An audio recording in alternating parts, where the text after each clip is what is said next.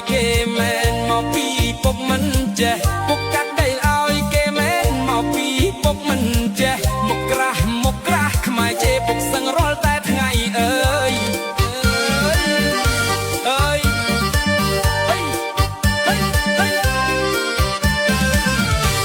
អីណែកូនអើយកូនច្បងកូនអើយកូនច្បង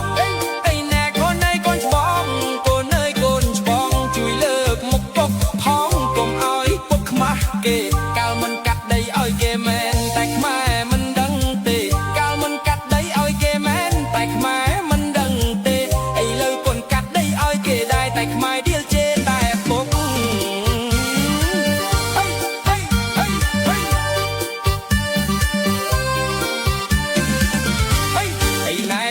អង្គុយមិនដែលបានសុខអីណែដើរដេកអង្គុយមិនដែលបានសុខមួយថ្ងៃសំកប់តែងទំនប់បត់ចំរៀងអស់ដីប៉ុណ្ណឹងស្មាននឹងដូចរបួសកូនដៃមួយចំហៀងអស់ដីប៉ុណ្ណឹងស្មាននឹងដូចរបួសកូនដៃមួយចំហៀងយើងនាំគ្នារាំស្រែកច្រៀងមិនមែនដីម៉ែអញឯ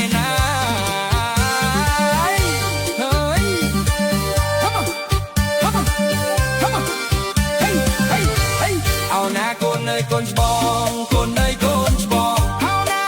កូនអើយកូនច្បងកូនអើយកូនច្បងពុកចាញ់បោកគេពីរបីដងទៅពុកកាត់ដីឲ្យគេទៅពុកកាត់ដីឲ្យគេតាំងពីក្មេងរហូតចាស់សក់ស្កើពុកកាត់ដីឲ្យគេតាំងពីក្មេងរហូតចាស់សក់ស្កើបាត់រហូតដល់អីលើមិនដឹងធ្វើយ៉ាងណា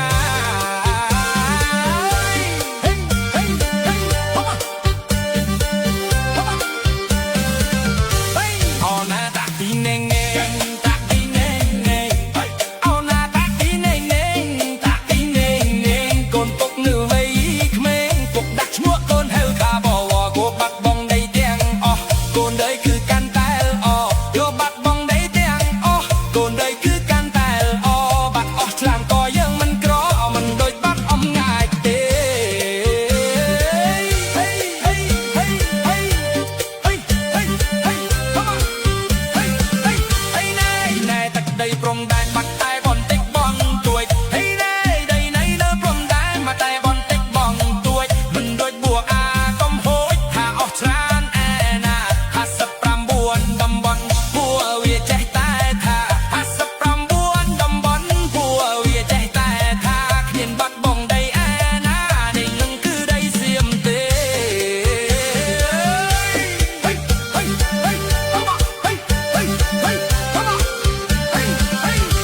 เอาหน้าตาติงเน่งเน่งตาติงเน่งเน่งเอาหน้าตาติงเน่งเน่งตาติงเน่งเน่งกូនទុកនៅវ័យក្មេងទុកដាក់ឈ្មោះកូនហៅថាបវរទុកបាត់បង់ដីទាំងអស់កូននេះគឺកាន់តែអស់ទុកបាត់បង់ដីទាំងអស់កូននេះគឺកាន់តែអស់បាត់អស់ច្រើនតយើងមិនក្រមិនដូចបាត់អំណាចទេ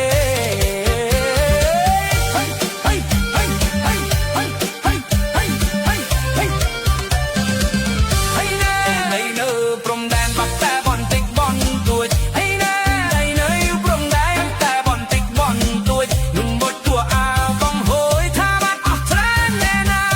59តំបន់ពួកវាចេះតែថាបាត់59តំបន់ពួកវាចេះតែថាគ្មានបាត់បងដីឯណាទីនឹងគឺដីសៀងទេ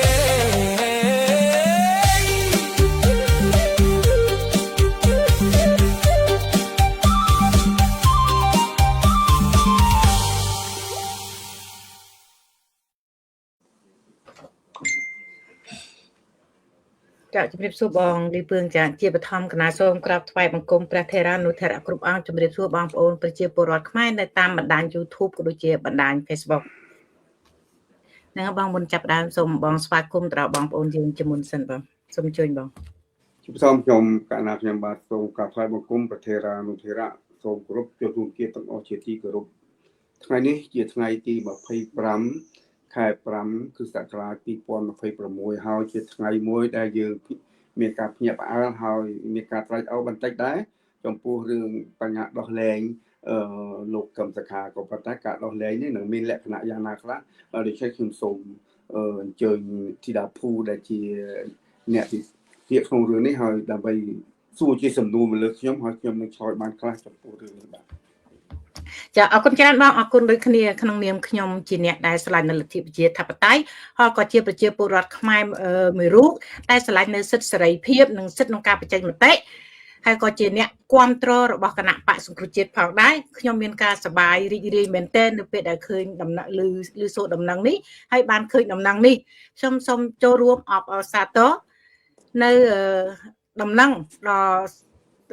ដំណឹងថាដល់ពេលយើងមើលអត្តន័យនៅក្នុងហ្នឹងទៅវាទៅជាខកចិត្តមិនតែមិនថាយ៉ាងណាទេក៏យើងនៅតែសប្បាយចិត្តនៅពេលដែលគេអាចឲ្យគាត់អាចដើរចេញមកក្រៅបានមិនឃុំនៅតែក្នុងផ្ទះណាសូមចូលរួមអបអរសាទរនៅដំណឹងដែលថាដោះលែងលោកកឹមសុខាឲ្យមានសេរីភាពគ្រាន់តែដើរចេញមកក្រៅមិនមែនសេរីភាពក្នុងការធ្វើនយោបាយសេរីភាពក្នុងការអាចដើរហើរបានទៅដល់ទីឆ្ងាយទេគឺដើរតែក្នុងប្រទេសហើយបន្តិចទៀតខ្ញុំនឹងយកនៅសាលក្រមនោះយកមកអានហើយខ្ញុំចោទជាសំណួរសួរទៅបងលីពឿងដើម្បីឲ្យបងចូលរួមបញ្ចេញមតិថាអ្វីទៅជាសេរីភាពនោះវាតួយ៉ាងម៉េចមកគេថាសេរីភាពនោះប៉ុន្តែទន្ទឹមនឹងដែរបន្តិចទៀតខ្ញុំនឹងយកសាររបស់លោកហ៊ុនម៉ាណែតណាយកមកអានគូបជាមួយគ្នាដើម្បីយើងប្រៀបធ្វើការប្រៀបធៀបថាអ្វីទៅដែលជាសេរីភាពដែលយើងប្រើបានសេរីភាពពេញលេញនិងសេរីភាពរបស់អ្នកប្រជាធិបតេយ្យឬវាសេរីភាពអ្នកប្រជាធិបតេយ្យហើយនិងសេរីភាពរបស់ជនផ្ដាច់ការតើវាខុសគ្នាយ៉ាងម៉េចហើយសូមបងប្អូនទាំងអស់គ្នាសូមចូលរួមបញ្ចេញមតិទាំងអស់គ្នាចា៎ណាឥឡូវនេះខ្ញុំសូមបងខ្ញុំចង់យកសាលក្រមនោះយកមកអានទាំងអស់គ្នាជួយបងប្អូនយើងស្ដាប់ចា៎អានេះដូចរឿងទូចបន្តិចបងចាំមើលខ្ញុំបង្ហោះយកសាលក្រមនេះមកបង្ហោះបន្តិចដើម្បីយើងបានពង្រីកឲ្យធំទៅបងប្អូនបានឃើញទាំងអស់គ្នាដែរសាលក្រមរបស់តុលាការនេះខ្ញុំបាន copy ទុកដែរបងប្អូនសាលក្រមហ្នឹងតើខ្ញុំបង្ហោះទើបអាចពង្រីកបានចាំតិចបង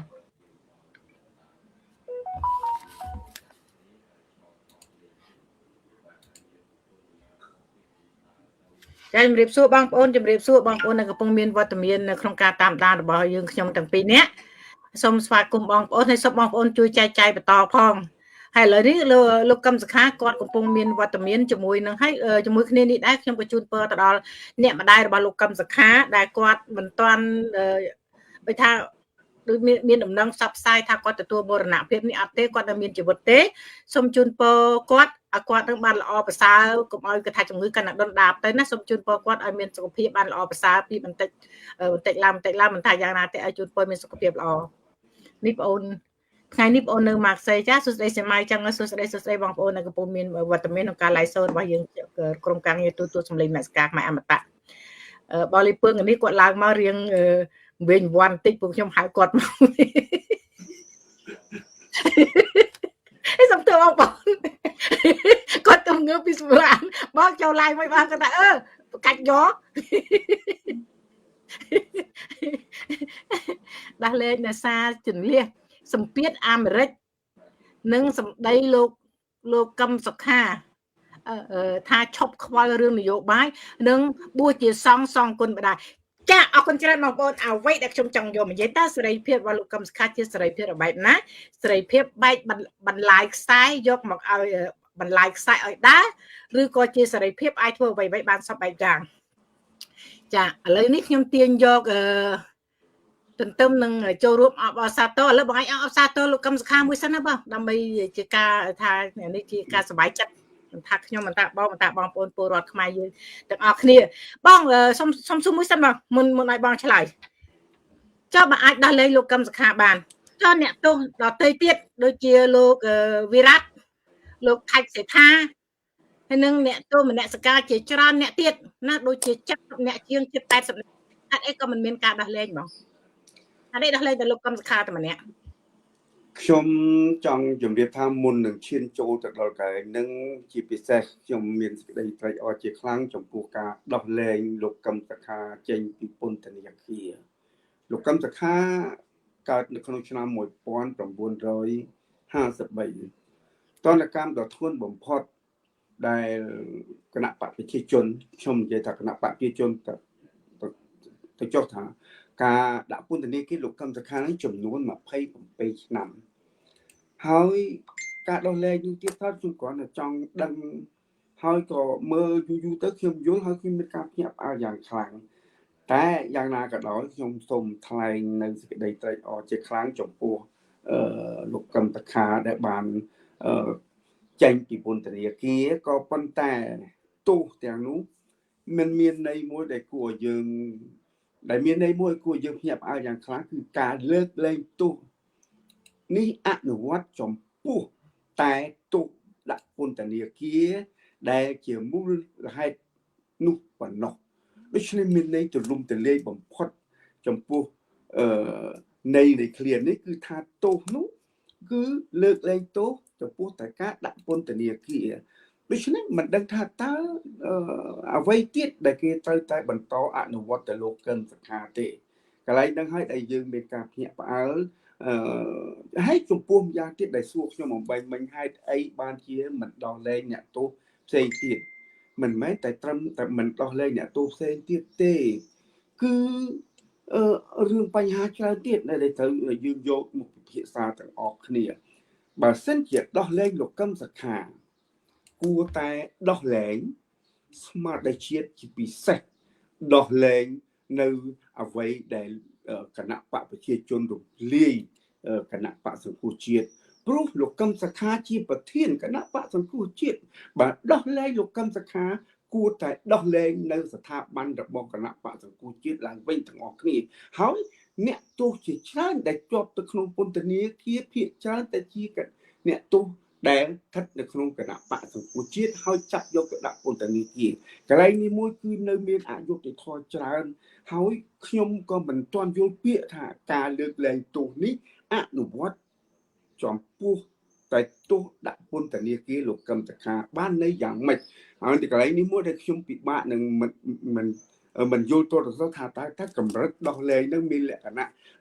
1/2 ឬ2/3អីអញ្ចឹងកន្លែងហ្នឹងឯងបើថាយើងពិបាកតែខ្ញុំសូមអបអរសាទរចំពោះការរួចខ្លួន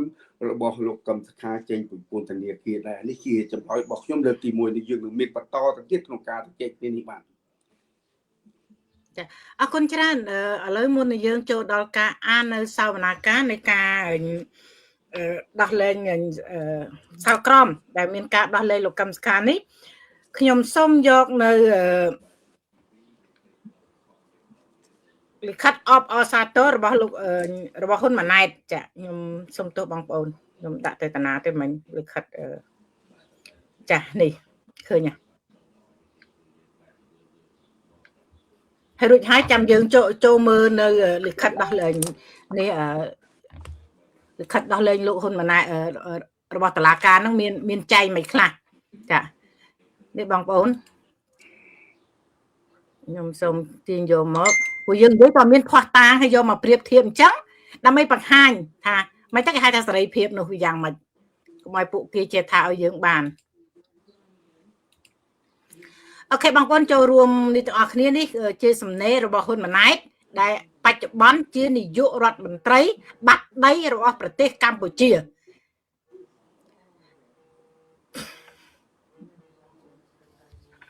ចាលោកជំរាបសួរបងខ្ញុំកំពុង live បង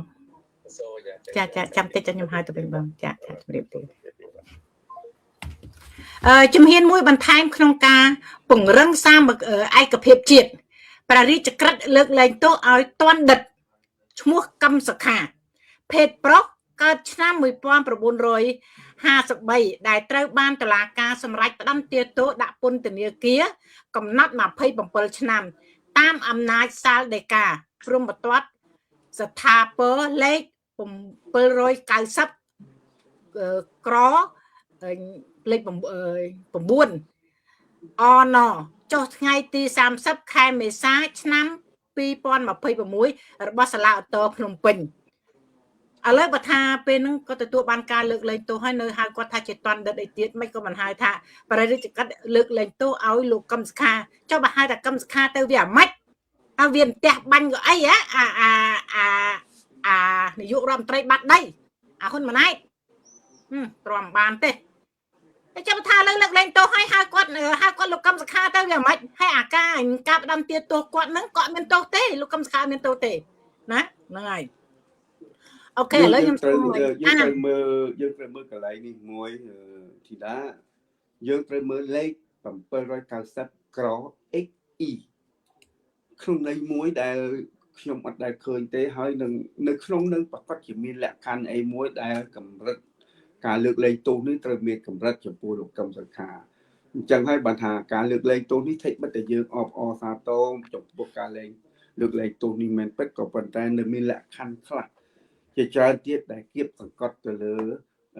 សិទ្ធិសេរីភាពរបស់លោកកឹមសុខាពាក្យថាលើកលែងទោសគឺផ្ដល់នៅសេរីភាពផ្ដល់នៅការអនុវត្តហើយផ្ដល់នៅទង្វើបុគ្គលដែលរួចពីពន្ធនាគារថាចប់ហើយអ្វីដែលគេយកទៅដាក់ទោសនេះដូច្នេះបុគ្គលកឹមសុខាខ្ញុំហៅបុគ្គលសិនចុះព្រោះថាអ្វីដែលកើតឡើងនេះគឺមានលក្ខណៈជាភាសាបារាំង special ដែលមានតំណាក់តំណងដែលមានលក្ខខណ្ឌមួយដែលគួរយើងពិចារណាដូច្នេះអ្នកទោសដែលចេញពីពន្ធនាគារត្រូវមានសិទ្ធិមានសេរីភាពដូចដើមតែមានលក្ខណៈមួយដែលយើងគួរឲ្យញាក់ផ្អើលយ៉ាងខ្លាំងដែលសរសេរនៅខាងលើនេះខ្ញុំឃើញថាការលើកលែងទោសសរសេរដោយ fresh new ដែលសរសេរថាការលើកលែងទោសនេះអនុវត្តចំពោះតែទោសដាក់ពន្ធនាគារកន្លែងនេះហើយដែលយើងទាំងអស់គ្នាមានការសង្ស័យយ៉ាងខ្លាំងហើយខ្ញុំក៏មិនយល់ថាតើភាសាអស់នេះជាភាសាអ្វីទេឬគ្រាន់តែដោះលែងពីពន្ធនាគារឲ្យនៅក្នុងផ្ទះមិនឲ្យទៅណាឬក៏ឲ្យដើរដែរក៏ប៉ុន្តែគ្មានសិទ្ធិធ្វើអ្វីទាំងអស់តែបុគ្គលដែលជាអតីតប្រធានគណៈបកប្រឆាំងម្នាក់ជាអតីតប្រធានគណៈបកសង្គ្រោះជាតិបើយើងនិយាយឲ្យចំនៅពេលដែលលោកកឹមសុខាជាប់ពន្ធនាគារគឺគេយកលេសកន្លែងហ្នឹងដើម្បីរំលាយគណៈបកសង្គ្រោះជាតិព្រោះគណៈបកសង្គ្រោះជាតិគឺលោកកឹមសុខាពេលហ្នឹងជាប្រធានក្រោយពីការផ្ទេរសិទ្ធិប្រធានពីឯកឧត្តមសំរងស៊ីជូនទៅដល់លោកកឹមសុខាតើហេតុអីបានជាខ្ញុំនិយាយឲ្យដដែលបើដោះលែងលោកកឹមសុខាគួរតែដោះលែងអ្នកទោសនយោបាយមួយចំនួនដែលស្ថិតនៅក្នុងសម្ព័ន្ធភាពគណៈបកសង្គ្រោះជាតិជាពិសេសស្ថាប័នគណៈបកសង្គ្រោះជាតិគួរតែដោះលែងដែរអញ្ចឹងបានន័យថាដោះលែងតែមនុស្សតែគណៈបកសង្គ្រោះជាតិ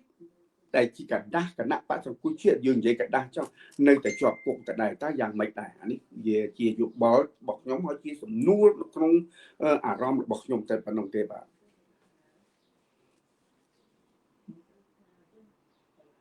សូមទោសបាត់សម្លេងមុននឹងចំពោះការលើកលែងទោសនេះតាមមានអ្វីនៅពីក្រោយនៃការលើកលែងទោសនេះហើយការលើកលែងទោសនោះលើកលែងយ៉ាងម៉េចដែរហើយបន្តិចទៀតខ្ញុំនឹងអានត្រាស់បង្គាប់ការត្រាស់បង្គាប់ហើយអ្នកណាគឺជាអ្នកលើកលែងទោសមិនមែនជាស្ដេចទេគឺជាហ៊ុនសែនអ្នកចាប់ក៏ជាហ៊ុនសែនអ្នកលើកលែងទោសក៏ជាហ៊ុនសែនបងប្អូនមើលអត្តលេខានៅខាងក្រោមនេះច្បាស់នេះខ្ញុំបង្រៀនជូនបងប្អូនមើលណាបងប្អូនណាប្រមុខដល់ស្ដីទីចាប់ហ៊ុនសែនអ្នកលើកលែងទោសក៏ហ៊ុនសែនចាប់ក៏វាលើកលែងក៏វាហើយការលើកលែងទោសនេះមិនមែនជាការលើកលែងទោសឲ្យបងប្អូនមើលត្រាស់បង្គាប់ឲ្យច្បាស់ឥឡូវហ៊ុនសែនវាតាំងខ្លួនវាជាស្ដេចហើយនិយាយសពាក្យស្ដេចត្រាស់បង្គាប់វាអ្នកសញ្ញេប៉ុន្តែវាប្រើភាសានៅក្នុងសាលសាដីកានៃការលើកលែងទោសនឹងប្រើភាសាស្ដេចមើលណាមើលអាពៀនវាំងនឹងវារំលោភណាវារំលោភបំពានក្នុងកម្រិតណាបងប្អូនប្រជាពលរដ្ឋខ្មែរទូទាំងពិភពលោកបងប្អូនមើលអាពៀនវាំងវាធ្វើណាអាពៀនវាំងហ៊ុនសែនត្រាស់បង្គាប់មាត្រាទី1លើកលែងទោសឲ្យតន់ដិតកឹមសុខាភេទប្រុសកើតឆ្នាំ1953ដែលត្រូវបានតុលាការសម្រេចផ្តន្ទាទោសដាក់ពន្ធនាគារកំណត់27ឆ្នាំតាមអំណាចសាលក្រមព្រហ្មទណ្ឌលេខ790ក្រ XE អណចុះថ្ងៃទី30ខែមេសាឆ្នាំ2026របស់សាលាឧត្តរភ្នំពេញមាត្រាទី2ការលើកលែងទោសនេះអនុវត្តចំពោះតែទោសដាក់ពន្ធនាគារដែលជាទោសប៉ុណ្ណោះស្ដាប់ឲ្យតន់ណាលើកលែងទោសដាក់ពន្ធនាគារដែលជាទោសប៉ុណ្ណោះដោយមិនអនុវត្តចំពោះទោសបន្ថែមឡើយចំណុចទី2បងប្អូនហ៊ុនលោកកឹមសុខាមិនបានទទួលការលើកលែងទោសទេគ្រាន់តែគេថាពីមុនគេឲ្យដើរនៅក្នុងជាងនៅក្នុងផ្ទះឥឡូវគេឲ្យចេញមកក្រៅទៅសួរម៉ែ តិកម្មសខាយណាចង់ទៅវ៉ាកងសម្រាប់វ៉ាកងលំហែកាយសមុទ្របត្យាសមុទ្រនៅប្រទេសអ៊ីតាលីសមុទ្រនៅប្រទេសបារាំងអីអត់ទេណាគ្រាន់តែគេឲ្យចាញ់ពីរបងផ្ទះទៅផ្ទះម៉ែតែប៉ុណ្្នឹងឯងឬក៏ទៅដពតឬក៏ទៅស្ទូចត្រីឬក៏ទៅការ៉ាអូខេខាធីវីតែប៉ុណ្្នឹងឯងនៅក្នុងខ្មែរបានហើយអ្វីដែលសំខាន់សិទ្ធិក្នុងការនយោបាយធ្វើនយោបាយលោកកឹមសុខាអត់មានទេសិទ្ធិក្នុងការធ្វើនយោបាយលោកកឹមសុខាអត់មានទេវាអន់ជាងពលរដ្ឋសាមញ្ញធម្មតាទៀតបងប្អូនមិនថាសិទ្ធិក្នុងការធ្វើនយោបាយសិទ្ធិក្នុងការបញ្ចេញមតិស្លាប់ទៅវិញល្អជាងបងប្អូនបើជាខ្ញុំវិញហើយកន្លែងណាទៅដែលហ៊ុនម៉ាណែតឯងដែលនិយាយថាបង្ហាញអំពីអីគេជំហានទី1បង្ហាញអំពីការឯកភាពជាតិណាការរួបរวมជាតិណាអីសពបែបយ៉ាងនោះកន្លែងណាចំណុចកន្លែងណាមើលនេះមាត្រាទី1មាត្រាទី2ចូលមាត្រាទី3សម្ដេចបវរធិបតីហ៊ុនម៉ាណែតនាយករដ្ឋមន្ត្រីនៃប្រជាណាចក្រកម្ពុជាត្រូវទទួលបន្ទុកអនុវត្តរាជក្រឹត្យនេះចាប់ពីថ្ងៃឡាយប្រហ័សនេះតទៅថានឹងការតាមដានរបស់កឹមសុខាអំជាងប្រជាពលរដ្ឋសាមញ្ញទៅទៀតខ្ញុំក៏ប្រាប់អាម៉ាត់លោកកឹមសុខាមិនបានទទួលបានការលើកលែងទោសមិនទទួលបានសិទ្ធិសេរីភាពពេញលេញទេអត់ទេជីវិតលោកកឹមសុខាអំជាងពលរដ្ឋសាមញ្ញចុះចំពោះបងយល់មិនដែរបងនៅក្នុងមាត្រាទី2បងចាក់សូមជួយបងក្នុងមាត្រាទី2គឺការលើកលែងទោសនេះអនុវត្តចំពោះតែទោសដាក់ពន្ធនាគារដោយខ្ញុំបាននិយាយអំបញ្ញមិញកន្លងមកគឺជារឿងមួយពិសេសបំផុតដែលយើងហាក់បីដូចជាមានការភ្ញាក់ផ្អើលបានន័យថាដូចជាធីតាពូបានមានប្រសាសន៍អំបញ្ញមិញអញ្ចឹងគឺលើកលែងទោសនេះអនុវត្តចំពោះតែទោសដាក់ពន្ធនាគារចំពោះកិច្ចផ្សេងទៀតដែលជាមនុស្សសាមញ្ញជាមនុស្សធម្មតាគឺលោកកឹមសុខាប្រកាសណាស់អត់មានសិទ្ធិអ្វីធ្វើក្រៅពីការលើកលែងទោសគ្រាន់តែដើរដូចយើងថាអញ្ចឹងដើរទៅលិចដើរទៅកើតហើយគ្មានសិទ្ធិធ្វើអីទាំងអស់ហាក់បីដូចជាពិបាកយល់ក្នុងន័យហ្នឹងគឺមានការលាក់បាំងច្រើនបានន័យថាការដោះលែងទោសឲ្យលោកកឹមសុខាហ្នឹងគ្រាន់តែដោះលែងទោសពាក្យមួយម៉ាត់លែងទោសតែចំពោះបញ្ហាផ្សេងទៀតលោកកឹមសុខានៅតែដដែលបិទសិទ្ធិសេរីភាពអត់ដិតតែហ្នឹងហើយនៅការក្នុងការបិទសិទ្ធិសេរីភាពក្នុងនាមជាមនុស្សដោយអ្នកដទៃគឺលោកកឹមសុខាមិនអាចធ្វើបាននេះជាយោបល់របស់ខ្ញុំណានេះយោបល់របស់ខ្ញុំឃើញអញ្ចឹងព្រោះថាវាគឺការលើកលែងទោសនេះបញ្ជាក់ច្បាស់ណាស់ការលើកលែងទោសនេះអនុវត្តចំពោះទោសដាក់ពន្ធនាគារបានន័យថាដោះលែងឲ្យរួចពីពន្ធនាគារតែធ្វើអីទៀតដែលតាក់ទងទៅនឹងបញ្ហាជាតិបញ្ហានយោបាយជាពិសេសអ្នកគ្រប់គ្រងគណៈបក្សសង្គ្រោះជាតិលោកកឹមសុខាអត់មានសិទ្ធិធ្វើអ្វីទៅលើនឹងទេដូច្នេះគណៈបក្សសង្គ្រោះជាតិដែលលោកកឹមសុខាជាប្រធានធម្មតាបើសិនជាខ្ញុំជាប្រធានគណៈបក្សសង្គ្រោះជាតិដោះលែងខ្ញុំឲ្យរួចផុតពីពន្ធនាគារបានន័យថាគណៈបក្សសង្គ្រោះជាតិមានជីវិតឡើងវិញតែនេះអត់ទេវាគ្រាន់តែជាការដោះលែងឲ្យចេញពីពន្ធនាគារតែប៉ុណ្ណោះគឺបិទសិទ្ធិទាំងអស់អានេះតាមយោបល់ខ្ញុំបាទចង់ថាម៉េចខ្ញុំថាទៅគឺខ្ញុំយល់ឃើញអញ្ចឹងបាទនិពន្ធលីងនៅក្នុងក្រុមបើមានពេលអាចចូលមកបានចូលមកឥឡូវសម្រាប់ខ្ញុំនេះសម្រាប់ខ្ញុំឯណាក្នុងនាមជាអ្នកតាមអ្នកនយោបាយហើយជាអ្នកគ្រប់គ្រងទៅលើអ្នកប្រជាធិបតេយ្យហើយចង់ឲ្យប្រទេសខ្មែរយើងនឹងមានលទ្ធិប្រជាធិបតេយ្យហើយសប្តាហ៍នេះខ្ញុំកំពុងរស់នៅប្រទេសដែលមានលទ្ធិប្រជាធិបតេយ្យផងដែលខ្ញុំសម្លឹងមើលទៅលោកកឹមសុខាអត់មានបានទទួលបានការលើកលែងទោសទេខ្ញុំមើលឃើញអត់មានទទួលទេព្រោះអ្វីដែលគេថាការមានទោសការមានសិទ្ធិសេរីភាពក្នុងការនិយាយស្ដីក្នុងការដើរហាគឺលោកកឹមសុខាមានទេប៉ុន្តែគេធ្វើនេះឲ្យស្របនឹងសម្ដីរបស់លោកកឹមសុខាព្រោះគាត់ទៅបើមាននៅចាំនៅពេលដែលគាត់ទៅសួរសុខទុក្ខម្ដាយគាត់នៅថ្ងៃទី1ទៅពេលដែលម្ដាយគាត់ឈឺធ្ងន់ហ្នឹងណាក្នុងពេលដែលម្ដាយគាត់ដង្ហើយរកគាត់ហ្នឹងគាត់បានប្រាប់ទៅម្ដាយគាត់ថាបើគាត់ទទួលបានការលើកលែងទោសមែនគាត់នឹងទៅបួសដើម្បីសូត្រធម៌ជូនម្ដាយគាត់ប្រហែលជាពេលនោះគណៈបកប្រជាជនពិសេសហ៊ុនម៉ាណែតព ព្រោះហ៊ុនម៉ាណែតគឺជាជនកំសាកជាបុគ្គលកំសាកខ្លាចក្នុងការប្រកួតប្រជែងឲ្យតែឃើញអ្នកណាដែលមានសមត្ថភាព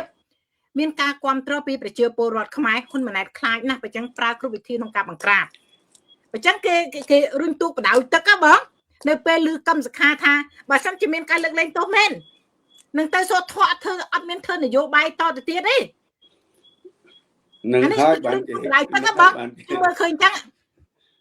នឹងហើយបានគេដាក់ថាការលើកលែងទោសនេះគឺអនុវត្តចំពោះទូដាក់ពន្ធនាគារយើងឃើញប្រធានគណៈបកកម្លាំងជាតិណាដែលគេដោះលែងទោសដោះលែងចេញពីពន្ធនាគារមកតើលោកមានសិទ្ធិធ្វើអីទេអត់ទេហើយនឹងលោកដេញរងឈុនដូចគ្នាណាលោកអត់មានសិទ្ធិធ្វើអីទេដូច្នេះខ្ញុំចង់ប្រៀបធៀបលោកកឹមសុខាដូចទៅដល់សកម្មជនទាំងពីរនឹងដូចគ្នាដែរដោះលែងទោសឲ្យផុតពីពន្ធនាគារតែអ្នកឯងគ្មានសិទ្ធិធ្វើអីទាំងអស់ទោះបីជាអ្នកឯងតាំងខ្លួនថាជាអ្នកឯងស្រឡាញ់ជាតិឬចង់ធ្វើនយោបាយដើម្បីដោះស្រាយបញ្ហាជាតិដោយសពថ្ងៃដែលកម្ពុជាធ្លាក់ទៅក្នុងរណ្ដៅធ្លាក់ទៅក្នុងរណ្ដៅបាត់បង់មាតុភូមិបាត់បង់ទឹកដីបាត់បង់សេរីភាពបាត់បង់ស្អីទាំងអស់ប្រកាសជាអត់មានសិទ្ធិក្នុងការធ្វើសកម្មភាពបែបហ្នឹងទេហើយម្យ៉ាងទៀតខ្ញុំគ្រាន់តែឃើញថាតែបើសិនជាលឹងនិយាយហើយនិយាយទៀតបើសិនជាលោកហ៊ុនម៉ាណែតឬលោកហ៊ុនសែនដែលជាស្ទើរតែតំណាងអានេះព្រះមហាក្សត្រទៅហើយប្រើភាសាហាក់បីដូចជាភាសាក្សត្រគួរតែដោះលែងគណៈបកសង្គ្រោះជាតិឲ្យមានគេហៅថាឲ្យមានប្រតិកម្មឡើងវិញបើសិនជាលោកដោះលែងលោកកឹមសុខាព្រោះនិយាយហើយនិយាយទៀតថាលោកកឹមសុខាជាប្រធានគណៈបកសង្គ្រោះជាតិអានេះខ្ញុំនិយាយដដែលព្រោះថាបើដោះលែងតែបុគ្គលដដែលទេតើគណៈបកដែលលោកកឹមសុខាជាប្រធានមិនក៏មិនដោះលែងផងហើយសមាជិករបស់គណៈបកសង្គ្រោះជាតិដែលជាប់ពន្ធនាគារដែរនោះគួរតែដោះលែងទាំងអស់នេះបានហៅថាយុត្តិធម៌នៅក្នុងប្រទេសកម្ពុជាតែបើមិនដោះលែងទេយុត្តិធម៌គ្មានតតែសោះនៅក្នុងកម្ពុជាគ្រាន់តែដោះលែងបុគ្គលហើយបញ្ហាយើងក៏លេចមើលទៅបញ្ហាពល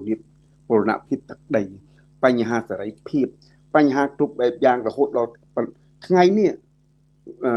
នឹងការចេញលិខិតបញ្ជាក់មួយក៏ថានៅឆ្នាំ2027គឺវិស័យផ្នែកហិរញ្ញវត្ថុតាក់ទងទៅនឹងវិស័យអប់រំនិងវិស័យផ្សេងទៀតត្រូវដកថវិកាអស់ហ្នឹងដើម្បីទប់ទល់ទៅនឹងវិស័យយុទ្ធជននៅការពារប្រទេសអញ្ចឹងបានន័យថាគ្រប់បែបយ៉ាងទាំងអស់កំពុងតែស្ថិតនៅក្នុងភាពអវិជ្ជមានសម្រាប់គណៈបកសម្រាប់ប្រជាជនខ្មែរនិងសម្រាប់ប្រទេសខ្មែរអញ្ចឹង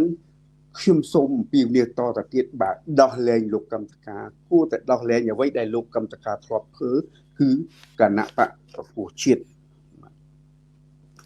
ដូចខ្ញុំជម្រាបបានគេបានដោះលែងកឹមសុខាទេគេគ្រាន់តែបន្លាយខ្សែឲ្យគាត់ដើរបានឆ្ងាយបន្តិចពីនៅក្នុងលបងផ្ទះឲ្យទៅដល់ផ្ទះម្ដាយគាត់តែប៉ុណ្្នឹងទេលោកកឹមសុខាមិនទទួលបានការលើកលែងទោសទេពាក្យថាទទួលបានការលើកលែងទោសតើគាត់នឹងមានសេរីភាពពេញលេញបងហើយគាត់នឹងមានទទួលបានការលើកលែងទោសណាកន្លែងហ្នឹងហើយដែលខ្ញុំចង់បញ្ជាក់បើសិនជាគាត់លើកលែងទោសមែនគួរតែឲ្យមានលក្ខណៈពិតប្រាកដអញ្ចឹងហើយបានខ្ញុំនៅតែបញ្ជាក់ថាការលើកលែងទោសនេះអនុវត្តចំពោះតែទោសដាក់ពន្ធនាគារអានេះហើយខ្ញុំចង់បញ្ជាក់កន្លែងហ្នឹងបើមិនមែនបើឈប់ដាក់ពន្ធនាគារគួរឲ្យគាត់មានសេរីភាពដូចអ្នកដទៃក្នុងការធ្វើអីមួយហ្នឹងហើយបាទទន្ទឹមនឹងខ្ញុំក៏ចង់ផ្ដាំផ្ញើជាសារក្នុងនាមខ្ញុំជាប្រជាពលរដ្ឋខ្មែរដែលស្រឡាញ់នៅសិទ្ធិសេរីភាពខ្ញុំផ្ញើសារជាពិសេសទៅលោកកឹមសុខា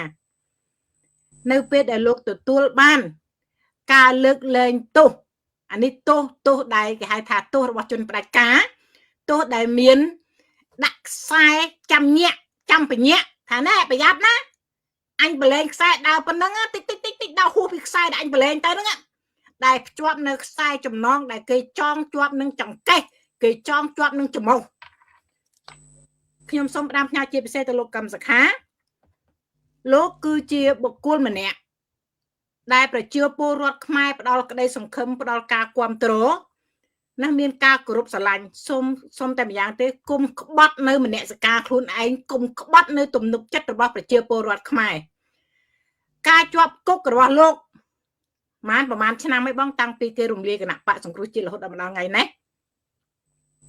ច្រើនឆ្នាំដែរហ្នឹងចង់ភ្លេចហ្នឹងចាឥឡូវមិនថាប្រហែលវាតាំងពី2013រហូតម្ដងថ្ងៃនេះបងប្អូន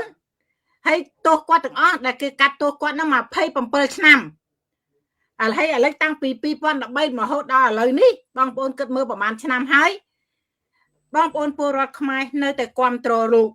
នៅតែគ្រប់គ្រងលោកនៅតែផ្ដល់ក្តីសង្ឃឹមដល់លោកសូមលោកកុំក្បត់នឹងមនសិការខ្លួនឯងកុំធ្វើអ្វីក្បត់នឹងទំនុកចិត្តរបស់បងប្អូនប្រជាពលរដ្ឋខ្មែរអ្វីដែលពលរដ្ឋខ្មែរ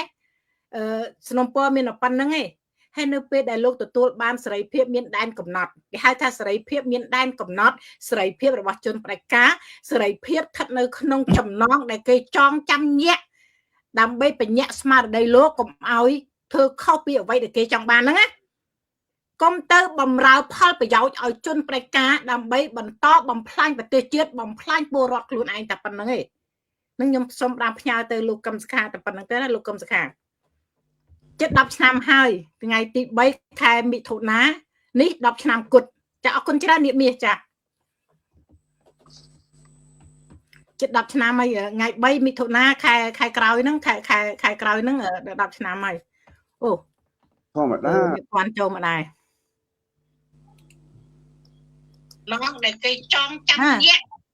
ដើម្បីបញ្ញត្តិស្មារតីលោកអូខេល្អណាស់នាងពាន់ចូលមកដែរឥឡូវត្រូវធានបត់ហ្មងចាជំរាបសួរបាទបានជំរាបសួរពូនឹង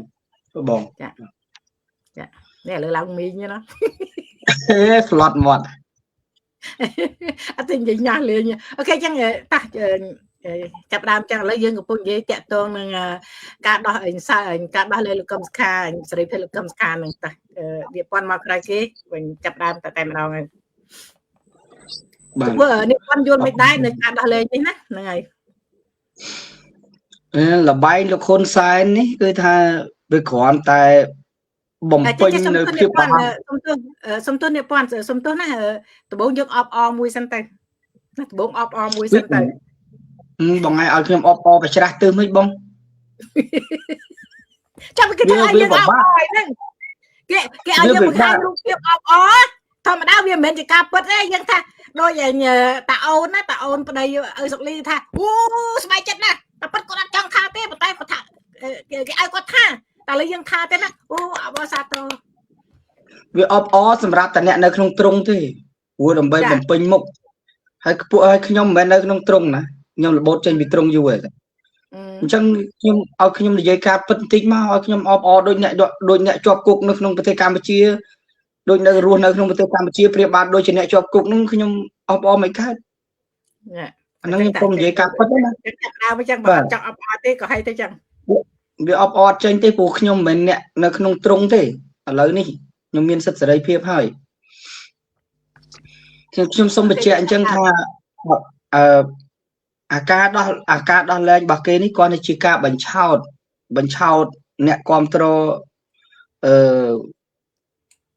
លោកកឹមសុខាក៏ដូចជាក្រុមការងារលោកកឹមសុខាក៏ដូចជាការបញ្ឆោតប្រជាពលរដ្ឋខ្មែរទូទៅទេ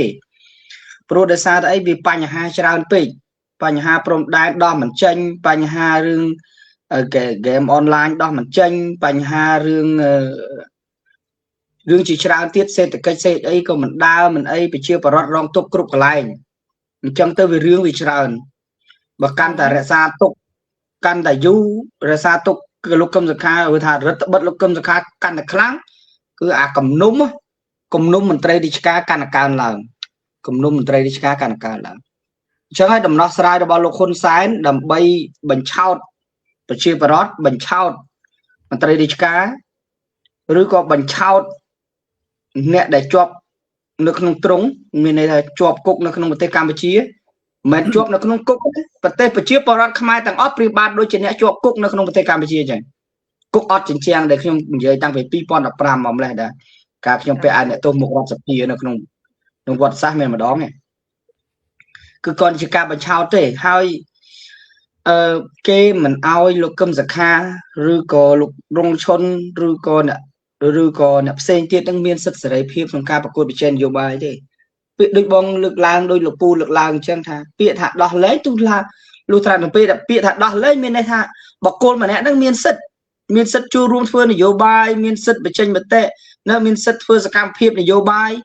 បាទចុះបើសិនជាពាក្យថាដោះលែងហើយมันមានសិទ្ធិដដែលដូចតែពាក្យថាដូចជាជាប់គុកដដែលហ្នឹងមានការដោះលែងមកពីណាគាត់ថានេះប្រហែលជាលោកហ៊ុនសែនcũngបន្ធូរបន្ថយដើម្បីឲ្យលោកកឹមសុខាហ្នឹងមានពេលវេលាបន្តិចបន្តួចកំដរម្ដាយរបស់គាត់នៅជីវិតចុងក្រោយតែប៉ុណ្្នឹងឯងបើថាឲ្យមានការដោះលែងគឺមិនមានទេអញ្ចឹង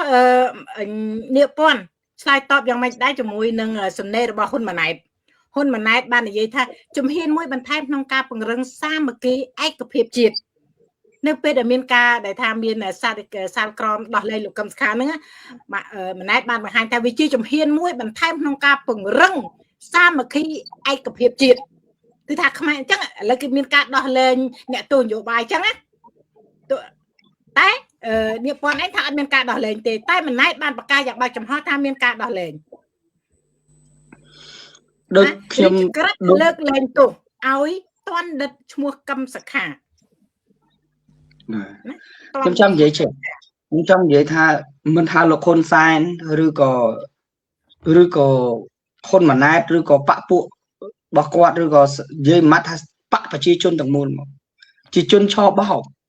ស្គាល់ពាក្យថាជនឆបោកបាទពួកបកពួកឆបោក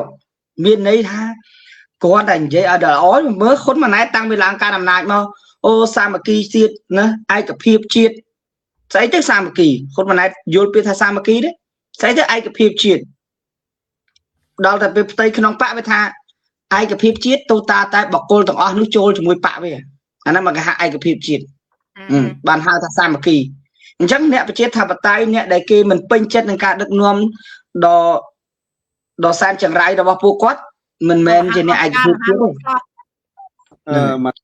តិរបស់លេងនារីម្នាក់ក៏គាត់បានផ្ញើមកខ្ញុំគាត់ថាសម្ដេចពុកសម្ដេចហ៊ុនសែនចង់លេងអុកធ្វើឲ្យប្រកបត្រឹមលោកកឹមសុខាម្នាក់ឈ្នះចិត្តរាជប៉ុណ្ណឹងចុះបើលើកលែងអ្នកទោសនយោបាយអ្នកទោសម្នាក់ការទាំងអស់ឲ្យមានសេរីភាពទៀតនោះអន្តរជាតិនិងបរដ្ឋអាចនឹងផ្លាស់ប្ដូរអានេះជារឿងគេហៅថាមតិរបស់នារីគាត់ហាក់បីដូចជាគ្មានមនោសញ្ចេតនាសបាយរីករាយប្រមាណទេការក្នុងការដោះលែងលោកកឹមសុខានេះគ្រាន់តែជាល្បិចមួយរបស់ហ៊ុនសែនធ្វើឡើងតែប៉ុណ្ណឹងនេះក្នុងន័យរបស់គាត់ណាបាទនិយាយរួមទៅបើតាមព័ត៌មានដែលខ្ញុំបានដឹងខ្លះដែរ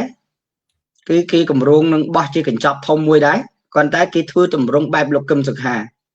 មានន័យថាបញ្ឆោតថាការដោះលែងក៏តែគ្មានសិទ្ធិសេរីភាពធ្វើសកម្មភាពនយោបាយគ្មានសិទ្ធិសេរីភាពចូលរួមធ្វើនយោបាយគ្មានសិទ្ធិសេរីភាពក្នុងការឈរឈ្មោះឲ្យគេបោះឆ្នោតអញ្ចឹងវាប្រៀបបានដូចជាជាប់គុកដល់អត់ចិញ្ចាំងទៅហើយដូចជានៅតែជាប់គុកដដែលហ្នឹងមានសិទ្ធិសេរីភាពអីអន់ជាងពលរដ្ឋប៉ុណ្ណាដូចបងស្រីលើកឡើងដូចលោកពូលើកឡើងកន្លងមកហ្នឹងឃើញទេការដោះលែងរបស់គេគ្រាន់តែជាលេសទេគេកម្រងនឹងដោះជាកញ្ចប់ទៀតក៏ប៉ុន្តែគ្រាន់តែដោះឲ្យចេញរស់នៅក្រៅគុកតែប៉ុណ្្នឹងឯងតែសិទ្ធិសេរីភាពក្នុងការធ្វើក្នុងការចូលរួមក្នុងការអីក៏សំបីតែសិទ្ធិពលរដ្ឋអត់មានផងសិទ្ធិពលរដ្ឋអត់មានផងវាមានដែរមានសិទ្ធិគេហៅថាសិទ្ធិតន់ដិតមានថាគ្មានអ្វីទាំងអស់វាគ្រាន់តែរស់នៅក្រៅគុកតែប៉ុណ្្នឹងតែគ្មានសិទ្ធិចូលរួមអ្វីទាំងអស់ណាអន់ជាងពលរដ្ឋទៅទៀតណាចឹងហើយអានេះជាគេហៅថាជាសេណារីយ៉ូថ្មីជារបៀបក្នុងការធ្វើថ្មីរបស់គេពីមុនគេនិយមបទញុះញង់ក្រោយមកគេនិយមបទប្រមាថព្រះមហាក្សត្រឥឡូវនេះនិយមក្រោយនេះគេទីថានិយមរបៀបដោះលែងដែលគ្មានសិទ្ធិសេរីភាពក្នុងការចូលរួមនយោបាយឬក៏គ្មានសិទ្ធិសេរីភាពក្នុងការបញ្ចេញមតិអានោះបទថ្មីរបស់គេដែលគេបញ្ចេញនៅក្នុងឆ្នាំ2026នេះបាទអញ្ចឹងវាទៅជាប់គុកដែរ ខ្ញុំចង់អាន comment បងសុសាតមួយគាត់ថាការដោះលែងលោកកឹមសុខានឹងដោយសារលោកកឹមសុខាគាត់បានសន្យាជាមួយនឹងគណៈបកប្រជាជនថាឈប់ប្រឆាំងនិងឈប់ធ្វើនយោបាយតទៅទៀតដោយសារអញ្ចឹងតើវាដូចអ្វីដែលបងសុសាតគាត់លើកឡើងដែរឬទេបងលីពឿនក៏បាននិពន្ធក៏បានសូមអញ្ជើញនិពន្ធនិយាយទៅណានិពន្ធអរគុណច្រើនលពូបងស្រីហ្នឹងនិយាយរួមទៅខ្ញុំធ្លាប់ជាប់គុកខ្ញុំយល់ថាមុននឹងលោកកឹមសុខាគាត់ចេញសារបែបនេះគឺមានការផ្ដោតយោបល់ក៏ដូចជាការបញ្យលឬក៏គម្រាមកំហែងលោកកឹមសុខាមិនក្រោមពី5ឆ្នាំទេខ្ញុំនិយាយហ៊ាននិយាយអញ្ចឹងខ្ញុំនិយាយអញ្ចឹងឧទាហរណ៍ដូចបុគ្គលម្នាក់ធ្វើលិខិតសុំទោសអញ្ចឹងឧទាហរណ៍ពួកខ្ញុំជាមនុស្សធ្លាប់ជាប់គុកខ្ញុំដឹងរឿងនេះច្រើនដែរគឺមុននឹងបុគ្គលហ្នឹងធ្វើលិខិតសុំទោសគេមកបញ្យល់ហ្នឹងបងអូនឯងនៅតស៊ូដល់ណាទៀតអូនឯងជាប់គុកជាប់អីចឹងទៅអូនឯងឈឺស្លាប់ក្នុងគុកទៅមានប្រយោជន៍អីអ្នកណាជួយអូនឯងបានក្រុមមានណាជួយអូនឯងបានទេបាត់បង់ជីវិតបាត់ទៅហើយអញ្ចឹងអានេះគេបញ្យល់ចឹងរបស់ឯងអូនឯងសេលិខិតសុំទោសទៅអូនឯងបានប្រយោជន៍ចេះបានលៀបសការៈចេះគេមិនបង្ខំអូនឯងជាប់បាត់ទេគាត់អូនឯងធ្វើលិខិតសុំទោសទៅដើម្បីទី1អូនឯងមានសេរីភាពទី2អូនឯងបើនៅក្នុងគុកយូរទៅអាចទាំងស្លាប់ក្នុងគុកអីចឹងដែរឡាក់មានសម្ពាធអីផ្សេងឡាក់ហ្នឹងការអស់ទាញរបស់គេមិនតិចទេដូចខ្ញុំគេអស់ទាញតាំងពីថ្ងៃទី1រហូតដល់ខ្ញុំចេញពីគុកនិយាយពីអស់ទាញរហូតដល់តកូលហ៊ុនទៅសម្រត់សម្រួលទៀតតកូលហ៊ុនហ្មងទៅសម្រត់សម្រួលទៅអស់ទាញក៏តែយើងវាខ្លាំងអញ្ចឹងសិក្សារបស់លោកកឹមសុខាខ្ញុំយល់អារម្មណ៍មួយហ្នឹងថាការគម្រាមកំហែងរបស់គេមិនតិចឆ្នាំទេហើយ27ឆ្នាំនេះគេថាបើសិនជាលោកកឹមសុខានៅតែរឹងត្រឹងនៅតែមិនព្រមចុះញោមនៅតែមិនបន្ទន់អេរយាប័តគេនឹងបន្ថែមលេសបន្ថែមទៀតគេបន្ថែមលេសបន្ថែមទៀតព្រោះមានទោសច្រើនទៀតប្រហែលជិត100ឆ្នាំដូចលោកសំស៊ីនោះក៏ប៉ុន្តែបើសិនលោកកឹមសុខាបន្ទន់អេរយាប័តតិចតាំងខ្ញុំលែងចង់បានអំណាចហើយខ្ញុំចាស់ហើយខ្ញុំចង់កំដរម្ដាយខ្ញុំនិងក្រុមគ្រួសារខ្ញុំលែងចង់ប្រកួតប្រជែងនយោបាយហើយបើលោកកឹមសុខាព្រមចំណុចហ្នឹងគេចាប់ផ្ដើមបន្ធូរបន្ថយឲ្យលោកកឹមសុខាមានសេរីភាពជួបជុំឪពុកម្ដាយតែជួបពាក្យថាសេរីភាពជួបជុំឪពុកម្ដាយទេណាមិនមែនសេរីភាពធ្វើនយោបាយមិនមែនសេរីភាពក្នុងការបញ្ចេញមតិគ្រាន់តែជួបជុំម្ដាយតែប៉ុណ្្នឹងឯងហើយនឹងក្រុមគ្រួសារតែប៉ុណ្្នឹងឯងខ្ញុំកាត់វាដូចជាជាប់គុកអញ្ចឹងខ្ញុំកាត់ក្មួយបន្តិចកន្លែងនេះលោកកឹមសុខាក៏បានថាដែរណាមិនបានយើងនិយាយទេគាត់ថារួចទៅហើយគាត់ថាគាត់នឹងទៅសាងភ្នោះជាព្រះសង្ឃ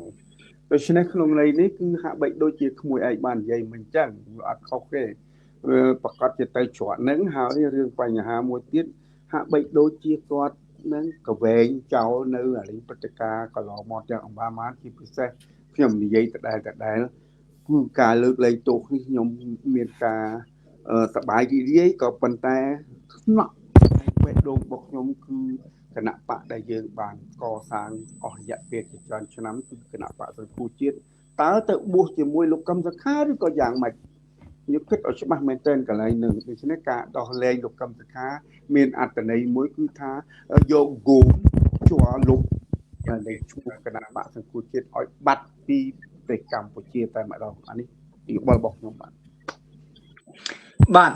បើសិនជាក្នុងករណីនេះលោកកឹមសុខានៅតែដេកអោបគណៈបកសង្គ្រោះជាតិគាត់មិនចង់ប្រកួតប្រជែងជាសិទ្ធិបុគ្គលក៏ប៉ុន្តែគណៈបកសង្គ្រោះជាតិគាត់ត្រូវតែប្រឡែងមកឲ្យអ្នកប្រជាធិបតេយ្យបាទប្រឡែងមកឲ្យអ្នកប្រជាធិបតេយ្យវិញគុំដេកចាពីព្រោះអីលោកហ៊ុនសែនគម្រាមលោកកឹមសុខាថាឲ្យដេកអោបអានឹងក៏ប៉ុន្តែបើសិនជាលោកកឹមសុខាចង់បានមានអ្នកគោរពស្រឡាញ់ឬក៏ឲ្យតម្លៃទោះការលះបង់របស់គាត់ជាច្រើនឆ្នាំណាត្រូវតែប្រឡែងគណៈបកសង្គ្រោះជាតិមកឲ្យអ្នកប្រជាធិបតេយ្យដើម្បីឲ្យគេសើរើនិងទាមទារយុត្តិធម៌មកវិញបើខ្លួនឯងមិនអាចទាមទារយុត្តិធម៌សម្រាប់ខ្លួនឯងឬក៏គណៈបកសង្គ្រោះជាតិបានទេទុកឲ្យអ្នកប្រយុទ្ធអ្នក ទុកឲ្យពូជមន់ជុលគេជុលណាកុំរបៀបយើងទៅជុលដើមចេកជាប់ស្នែងអញ្ចឹងតែសុំទោសប្រើពាក្យធ្ងន់តិចសុំដោះលែងមកសុំដោះលែងត្រូវចង់និយាយទៅព្រោះអត់មានទោសឲ្យទេនៅនេះកុំធ្វើជាក្របីកុំធ្វើជាក្របីជុលដើមចេកជាប់ស្នែងអញ្ចឹងដកមិនរួចអញ្ចឹងត្រូវប្រឡែងគណៈបកសង្គ្រោះជាតិឲ្យមកអ្នកប្រជាធិបតេយ្យមកឲ្យពូជអ្នកប្រយុទ្ធមកគេប្រយុទ្ធនេះខ្ញុំប្រាប់ទៅកាត់ទោសលោកកឹមសុខាដាក់គុកលោកកឹមសុខាដែរសកម្មជនលោកកឹមសុខាទាំងអស់អត់មានធ្វើអីទេខ្ញុំជាអ្នកប្រមូលកម្លាំង 2000 នាក់រៀបធ្វើបាតកម្មឲ្យមានការដោះលែងលោកកឹមសុខាដាក់សម្ពាធលើលោកហ៊ុនសែនកាលនោះគេហាងខត់ខ្ញុំអស់គេចង់ធ្វើតាមគោលនយោបាយគេចង់ធ្វើតាមច្បាប់តាមអីគេការដោះស្រាយតាមនីតិវិធីច្បាប់និយាយថាបើសិនលោកហ៊ុនសែនណាគោរពច្បាប់គាត់មិនមែនសម្រាប់ខ្មែរទេបើសិនលោកហ៊ុនសែនគោរពច្បាប់គាត់មិនមែននៅក្រៅអំណាចទេគាត់ចុះចេញពីអំណាចបាត់ហើយព្រោះគោលការណ៍ប្រជាធិបតេយ្យតែពីអាណត្តិទេអញ្ចឹងពូជពងរបស់គេនេះឬក៏បកប្រជាជនគេមិនដែលគោរពច្បាប់ទេសូម្បីតែយើងដើរទាត់ប៉ោតក៏គេចោទយើងថារដ្ឋប្រហារដែរបោះឆ្នោតក៏គេចោទយើងថារដ្ឋប្រហារឲ្យតែមានការផ្លាស់ប្ដូរគេចោទយើងថារដ្ឋប្រហារទាំងអស់អញ្ចឹងហើយពូជមន់សំឡមិនអាចដើរទៅមុខរួចទេអញ្ចឹងទុកទម្លាក់ឬក៏ប្រឡែងឲ្យមកអ្នកប្រជាធិបតេយ្យមកគណៈបក្សសង្គ្រោះជាតិនឹងមកឲ្យគេអ្នកទៀមទានេះបើសិនជាលោកសំបើសិនជាលើនៅក្នុងប្រទេសកម្ពុជាបើសិនតែចាប់លោកសំរងស៊ីដាក់គុកដោយលឹកកឹមសុខាខ្ញុំប្រាប់ខ្ញុំយកជីវិតទៅលះបង់មុនគេហ្មងខ្ញុំប្រាប់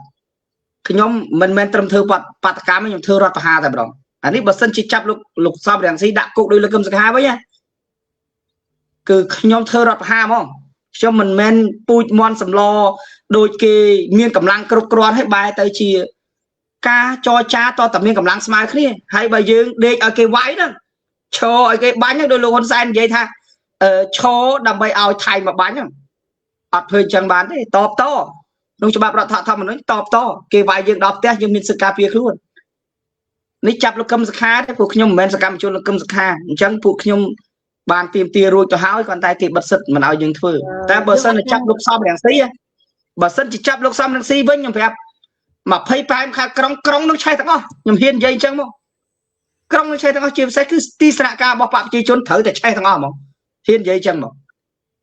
មិនថាកឹមសុខាឬសំរងស៊ីសិតតែជាអ្នកដែលចង់មានការផ្លាស់ប្ដូរមួយពិតប្រាកដពីមុនខ្ញុំនិយាយពីមុនណា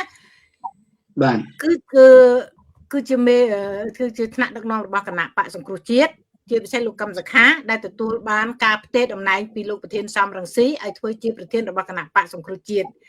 តែក្រោយពីទទួលបានតួនាទីជាប្រធានហើយយើងមើលឃើញថាលោកកឹមសុខាបានយកតួនាទីជាប្រធាននាំយកសង្គ្រោះជាតិយកទៅជាប់គុកជាមួយលោកនៅក្នុងផ្ទះ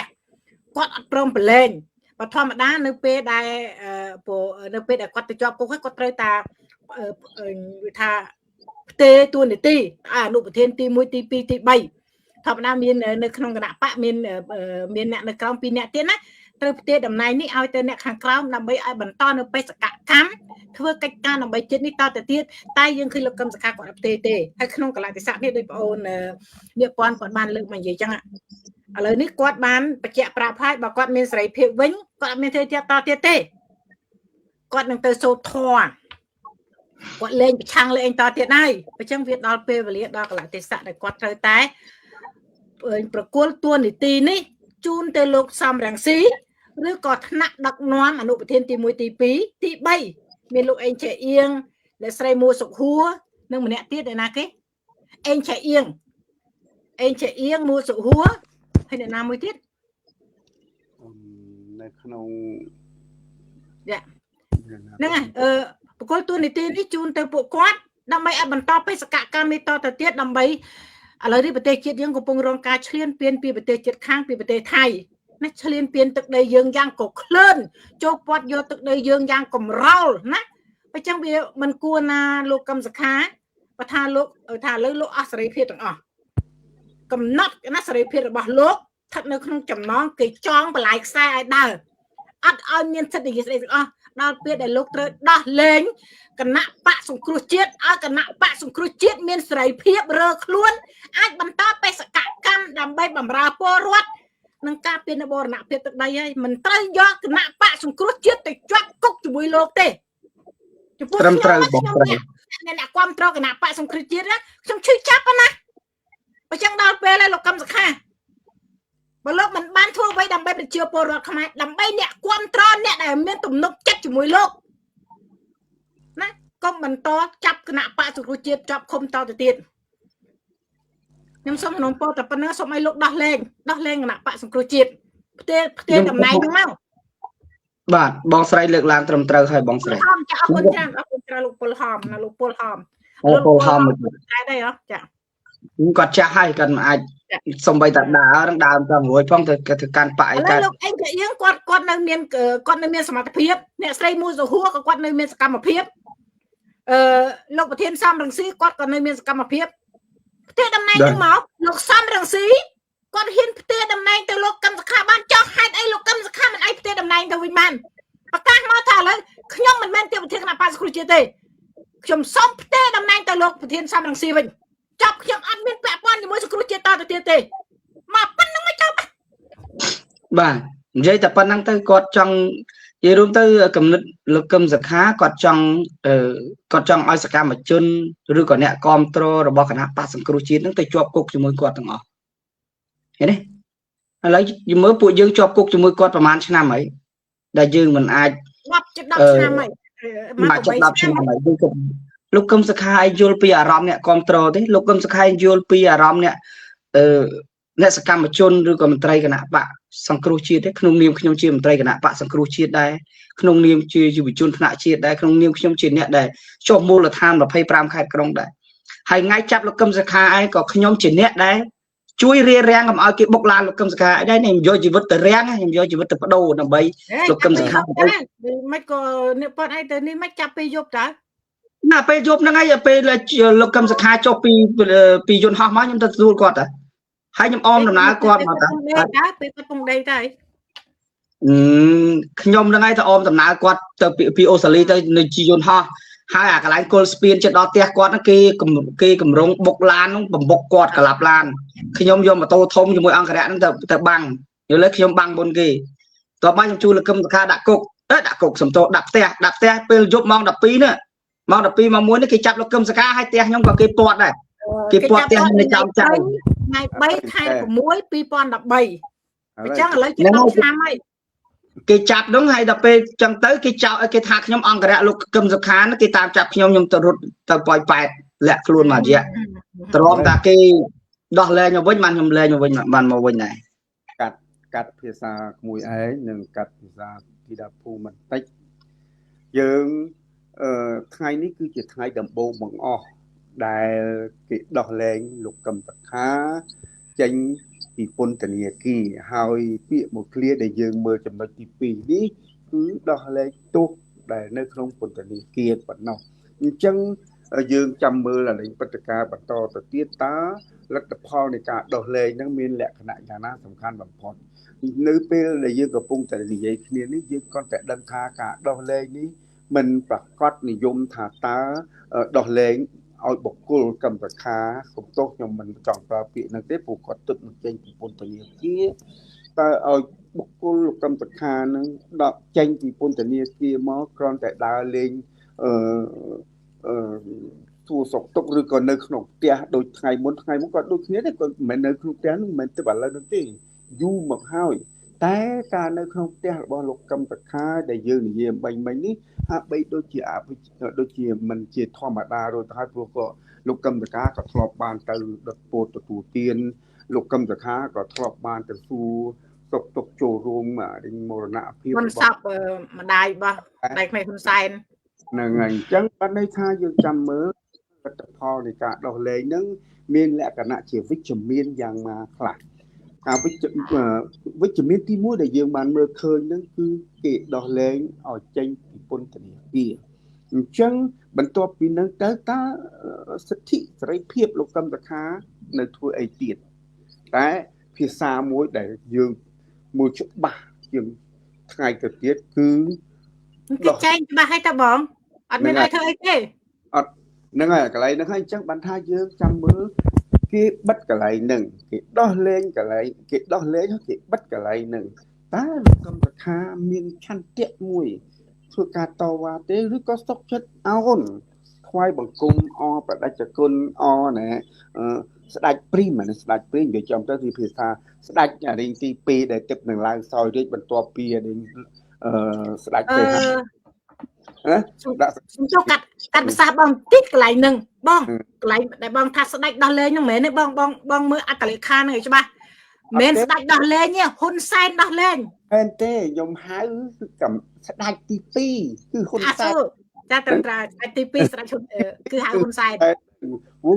ឃើញទេហើយឡើងទៅជាអីណាស្ដេចអីណារញ៉េរញ៉ៃណាសម្ដេចពុកសម្ដេចម៉ែពេញនៅកម្ពុជាខ្ញុំចង់និយាយទេភាសាហ្នឹងដូចជាវាជួលពេកពីថាសេនុគេហៅសម្ដេចឪឥឡូវហ៊ុនសែនកុំឲ្យច្រឡំហ្នឹងហៅសម្ដេចពុកហ្នឹងហើយសម្ដេចពុកអញ្ចឹងគាត់ជាស្ដេចទៅហើយគាត់អាចមានសិទ្ធិដោះលែងទៅតាមអ្វីដែលគេអាចទទួលយកបានតែសំខាន់បំផុតគឺលោកកឹមសុខាក៏ចេញពីពន្ធនាគារតើលោកមានឆន្ទៈយ៉ាងម៉េចទេ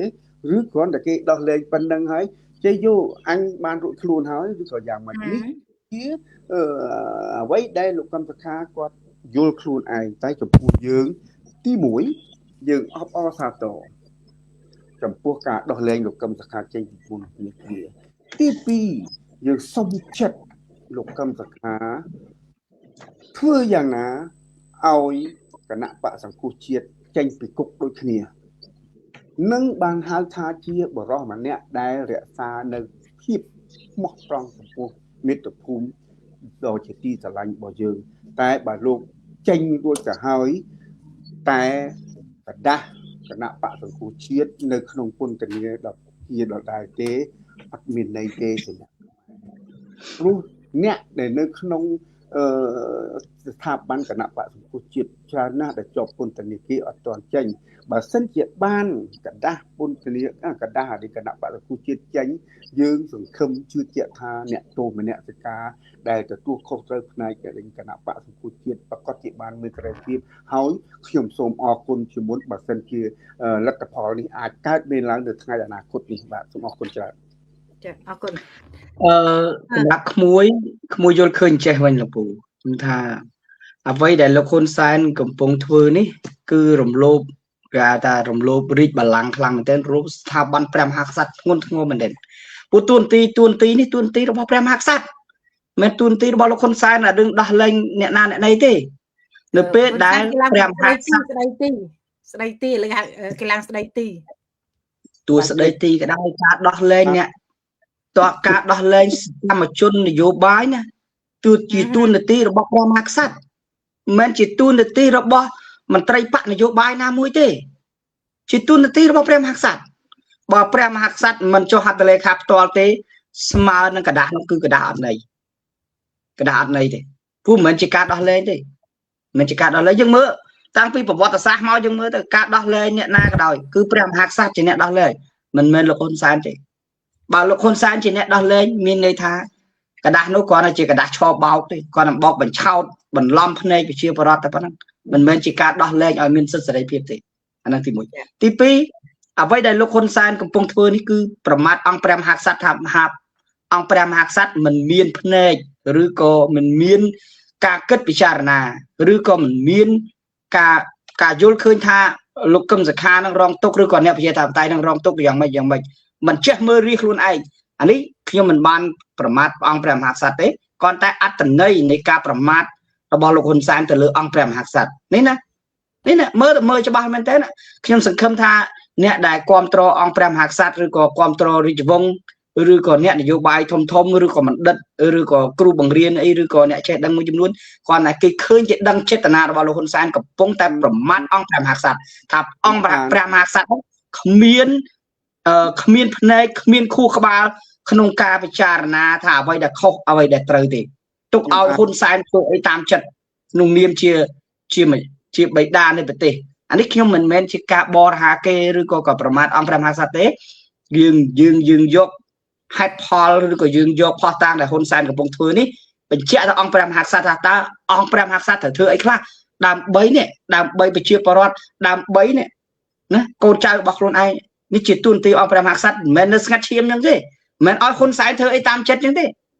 គឺនៅពេលដែលហ៊ុនសែនធ្វើតាមចិត្តជីគឺមានន័យថាប្រមាថអង្គព្រះមហាក្សត្រហើយប្រមាថប្រជាប្រដ្ឋខ្មែរប្រមាថពុយសាសខ្មែរទៀតណាមិនធម្មតាទេបាទសូមអរគុណនេះអរគុណច្រើនអ្នកពាន់ចាក់បងជួយបាទសូមជួយហ្មងភាសាក្មួយនិយាយអំបញ្ញមិញពូយល់ហើយមិនមែនថាមិនយល់ទេក៏ប៉ុន្តែត្រូវក្មួយយល់ថាសពថ្ងៃនេះណាហ៊ុនសែនមិនមែនតូចជាងស្ដេចទេណាធំជាងស្ដេចទៅទៀតគួរឲ្យយល់កន្លែងនេះអ្វីដែលខ្ញុំចង់និយាយដែរហ្នឹងមែនអ្វីដែលខ្ញុំចង់និយាយដែរតាក់ទងរឿងអង្គព្រះមហាក្សត្រហ្នឹងហើយធ្វើនៅរាជធានីភ្នំពេញថ្ងៃទី25ខែឧសភាឆ្នាំ2026ក្នុងព្រះបរមនាមនិងតាមព្រះរាជត្រាស់បង្គាប់ប្រមុខរដ្ឋស្ដីទីព្រះរាជបង្គាប់សូមស្ដាប់ឲ្យច្បាស់ភាសាណាភាសាស្ដេចណាមិនមែនភាសាប្រជារាស្ត្រទេហើយប្រមុខរដ្ឋមិនទាន់ដល់មកវិញគឺហ៊ុនសែនដែលត្រាស់គឺថាព្រះរាជត្រាស់បង្គាប់ភាសាស្ដេចណាដូច្នេះជារាស្ត្រទាំងអស់នៅពេលដែលឃើញហ៊ុនសែនដើរមកមិនត្រូវនាំនេះឈរឲ្យចាប់ដៃទេអោនថ្វាយមិនជគួងឥឡូវស្អាអោនតូនណាបតុនជគួងឥឡូវហូចយើងឋានៈយើងត្រឹមហ្នឹងគួរដែរតើយើងសុខចិត្តថ្វាយបង្គំពីចម្ងាយទេខ្ញុំសុខចិត្តថ្វាយបង្គំពីចម្ងាយបើសិនជាលោកហ៊ុនសែននឹងដាច់ចោលខ្លះពេលហ្នឹងឬក៏ចុះពីតំណែងដើម្បីទុកឲ្យប្រជារាស្ត្រមានលទ្ធិប្រជាធិបតេយ្យតស៊ូប្រឆាំងនឹងការស្ពានពានរបស់ជនបរទេសបាទអញ្ចឹងមានន័យថាលោកហ៊ុនសែនគាត់ធ្វើរដ្ឋប្រហារដើម្បីដណ្ដើមរាជបល្ល័ង្ករបស់ស្ដេចរួចទៅហើយអញ្ចឹងខ្ញុំមិនជាប់បាត់បរិហាគេព្រះមហាក្សត្រទេខ្ញុំដោយស្វ័យប្រវត្តិអូចប់ហើយចឹងអញ្ចឹងមិនមែនត្រឹមជាពាក់លុយគោជប20លានរៀលទេនឹងជាប់គុក20 30ឆ្នាំទៀតទៅពីបាត់ប្រមាថព្រះមហាក្សត្រហ៊ុនសែនអញ្ចឹងទៀតចាំទួអូខេខ្ញុំសូមអានខមមិនមួយបងប្អូនយើងគាត់ថាស្អែកកឹមសខាចេញសារអរគុណគេដោះលែងហើយបើសិនជាមានករណីនឹងមែនវាជាការសោកស្ដាយមួយណាសម្រាប់លោកកឹមសខាហើយវាជានេះវាបានឆ្លុះបញ្ចាំងយ៉ាងច្បាស់ថាកឹមសខាធ្វើតាមនឹងការរៀបចំអ្វីដែលគេបានឲ្យគាត់សម្ដែងណាហ្នឹងហើយយើងដឹងថាអ្វីលោកកឹមសខាធ្វើតាមគេតែអ្វីដែលយើងចង់បានក្នុងនាមជាអ្នកគ្រប់គ្រងរបស់គណៈបកសង្គ្រោះជាតិតែធ្លាប់តែផ្ដោតទំនុកចិត្តទៅលើលោកកឹមសខាសូមឲ្យដោះលែងគណៈបកសង្គ្រោះជាតិសូមកុំបន្តយកគណៈបកសង្គ្រោះជាតិអោបនៅក្នុងដៃជាប់ឃុំជាមួយលោកតែប៉ុណ្្នឹងបានហើយអ្វីដែលយើងចង់បានអានេះជាសក្តីត្រឹមត្រូវដែលលោកកឹមសខាត្រូវពិចារណានៅជីវិតចុងក្រោយខ្ញុំហ៊ាននិយាយចឹងណាបើសិនជាលោកកឹមសខានៅយកសង្គ្រោះជាតិដេកអោបដេកស្លាប់ទៅជាមួយដេកជាប់គុកជាមួយគឺវាដូចជាការប្រមាថអ្នកគ្រប់គ្រងខាងនេះបាទអញ្ចឹងសូមឲ្យមានការដោះលែងអ្វីដែលសំខាន់សពថ្ងៃនេះខ្ញុំអត់ខ្វល់ឬលោកកឹមសខាគាត់ដោះលែងមិនដោះលែងទេអ្វីដែលខ្ញុំបារម្ភជាងគេគឺចង់ឲ្យលោកកឹមសខាដោះលែងគណៈបក្សសង្គ្រោះជាតិឲ្យវាមានសកម្មភាពតស៊ូមតិបន្តទៀតដើម្បីទាមទារយុត្តិធម៌ហើយតាទាមទារយុត្តិធម៌មិនមែនត្រឹមតែបានដល់លោកកឹមសខាទេទាមទារយុត្តិធម៌ទៅដល់សកម្មជនផ្សេងនិងក៏ដូចជាប្រជាពលរដ្ឋក៏ដូចជាសង្គ្រោះប្រជាធិបតេយ្យនៅក្នុងប្រទេសកម្ពុជាបើលោកកឹមសខាអោបយកគណៈបក្សសង្គ្រោះជាតិទៅជាមួយស្មើនឹងការបំបិតប្រជាធិបតេយ្យស្មើនឹងការបំបិតសិទ្ធិសេរីភាពអ្នកគ្រប់គ្រងក៏ដូចជាសកម្មជនរបស់គណៈបក្សសង្គ្រោះជាតិទាំងមូលអញ្ចឹងឲ្យលោកកឹមសខាដោះលែងមកអ្វីដែលខ្ញុំចង់បានចំផុតគឺទួនាទីរបស់លោកកឹមសខាដោះលែងគណៈបក្សសង្គ្រោះជាតិទួនាទីរបស់ព្រះមហាក្សត្រដោះលែងលោកកឹមសខាអាហ្នឹងមានទួនាទីផ្នែកទួនាទីផ្សេងគ្នាអញ្ចឹងលោកកឹមសខាដោះសង្គ្រោះជាតិមកមុនមកដើម្បីឲ្យវាមានផ្លូវដើរសូមអរគុណអ្វីដែលនិពន្ធគាត់និយាយជាអ្វីដែលខ្ញុំចង់និយាយការកាត់ទោសលោកកឹមសខាមិនថាលើកទី1លើកទី2លើកទី3រហូតដល់លើកទី50ជាងខ្ញុំអត់ដែរចាប់អារម្មណ៍ទេព្រោះវាជាការរៀបចំរបស់គេខ្ញុំអត់ដែរខ្វល់មកខ្ញុំប្រាប់ត្រង់ខ្ញុំអត់ដែរខ្វល់ទេព្រោះការជាប់គុករបស់លោកកឹមសខាជាប់គុកដេកវីឡាមិនមែនជាប់គុកដេកនៅក្នុងចម្រឹងដៃទេតែនៅសកម្មជនរបស់គណៈបកសង្គ្រោះជាតិដែលគាត់ជាប់គុកនៅក្នុងចម្រឹងដៃទេតើគាត់វេទនាកម្រិតណាចាំខ្ញុំអត់ដែរចាប់អារម្មណ៍ជាមួយនឹងសាវនាការរបស់លោកកឹមសខាទេអ្វីដែលខ្ញុំចាប់អារម្មណ៍សូមឲ្យលោកកឹមសខាដោះលែងគណៈបកសង្គ្រោះជាតិ សុំឲ្យដោះលែងគណៈបក្សសង្គ្រោះជាតិកុំយកទៅអោបនៅក្នុងដីផ្ទេមក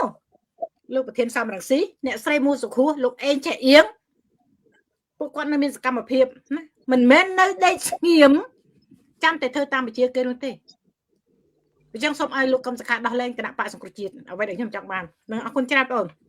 ហើយខ្ញុំមានដេញគំនិតមួយការមើលឃើញរបស់ខ្ញុំមួយទៀតចំពោះការដោះលែងលោកកឹមសុខានេះ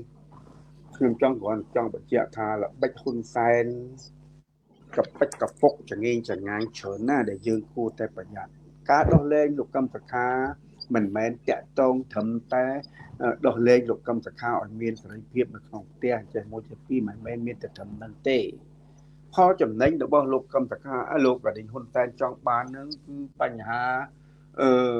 scammer online ផង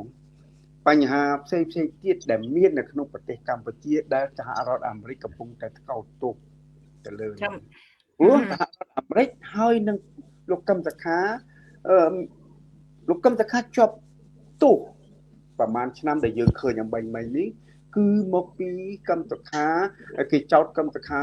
បានតាក់ទងទៅនឹងសហរដ្ឋអាមេរិករឿងបញ្ហាផ្សេងដូច្នេះការដោះលែងលោកកឹមសុខាគឺទំនាក់ទំនងច្រើនដែលហ៊ុនសែនចង់ប្រើល្បិចមួយបន្សាបនៅអ្វីរបស់សហរដ្ឋអាមេរិកដែលកំពុងតែតាមដានមើលនឹងគឺបញ្ហា scammer online in Cambodia បញ្ហាផ្សេងទៀតដែលកម្ពុជាយើងបានហាមាត់យ៉ាងខ្លាំងទៅខ្ជាក់ដោះទឹកមាត់យ៉ាងខ្លាំងទៅលើសហរដ្ឋអាមេរិកវាមានតាក់ទងច្រើនណាស់អញ្ចឹងហើយបានជាដោះលែងលោកកឹមសុខាហើយមិនត្រឹមតែប៉ុណ្្នឹងដោះលែងត្រឹមតែ